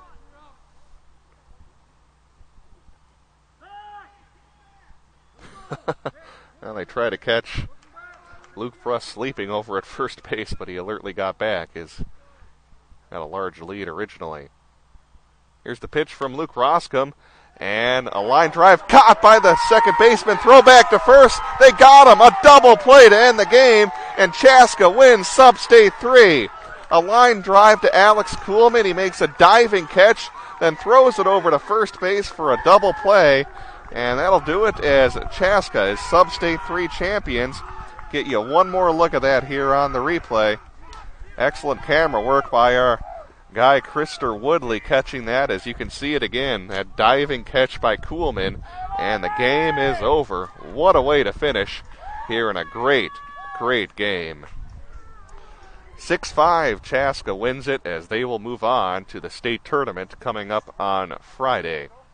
Final totals here in the game: Chaska, 6 runs, 6 hits, and 2 errors. And final line for Shakopee: they pick up 5 runs on 13 hits, and they commit 2 errors in the loss. So Sub-State 3 champions Chaska, as they make up for last season when they lost to Eden Prairie in the championship. And it'll be very exciting for the community as they'll wait to see who they draw in the first round of the Sub-State tournament coming up on Friday. And that'll be a double elimination tournament played primarily in Eagan, but they'll also have games at Red Haddocks Field in Bloomington, as well as a couple played in Burnsville as well.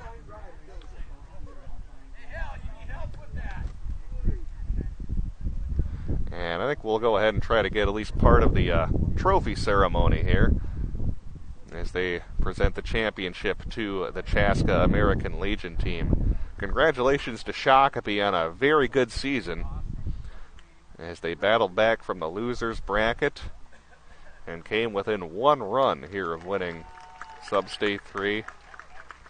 For the high school and Legion team for Shakopee, it's been a oh-so-close run the past 2 years. In 2013, their high school team made it to the Section 2 championship where they got beat by Minnetonka, and this year in the 2014 Legion Sub-State 3 championship, they'll get knocked off by Chaska. As you can see out there on the field, there's the trophy for your Sub-State 3 champions, Chaska American Legion team, as tournament director Mike Halloran will present that trophy to the Chaska team. Nice looking trophy over there. As you'll see the players pick up that trophy as they are Sub-State champs.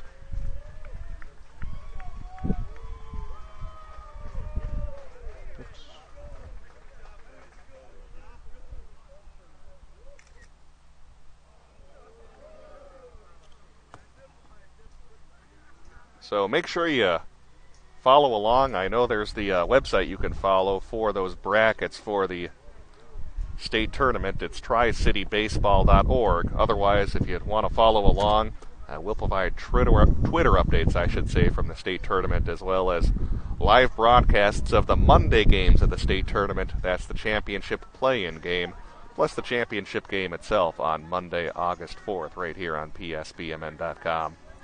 Thank all of our sponsors for today's game and coverage of American Legion baseball this summer, including the Mulch Store, Brandy Warmbier, State Farm Insurance Office, the Tavern on 4 and 5, the Sun Current, as well as Noodles and Company, and the Prop Food Shelf with their Summer Food for Kids program. For Brett Johnson and Krister Woodley, thanks for tuning in. Chaska, Sub-State 3 champions. Thanks for tuning in to PSB Media's live exclusive coverage of the American Legion Sub-State 3 tournament. Today's broadcast was brought to you by the Mulch Store, Alpha Investment Advisors, and Elite Sports Advising. You can find an archived broadcast of today's game available 24/7 on PSBMN.com.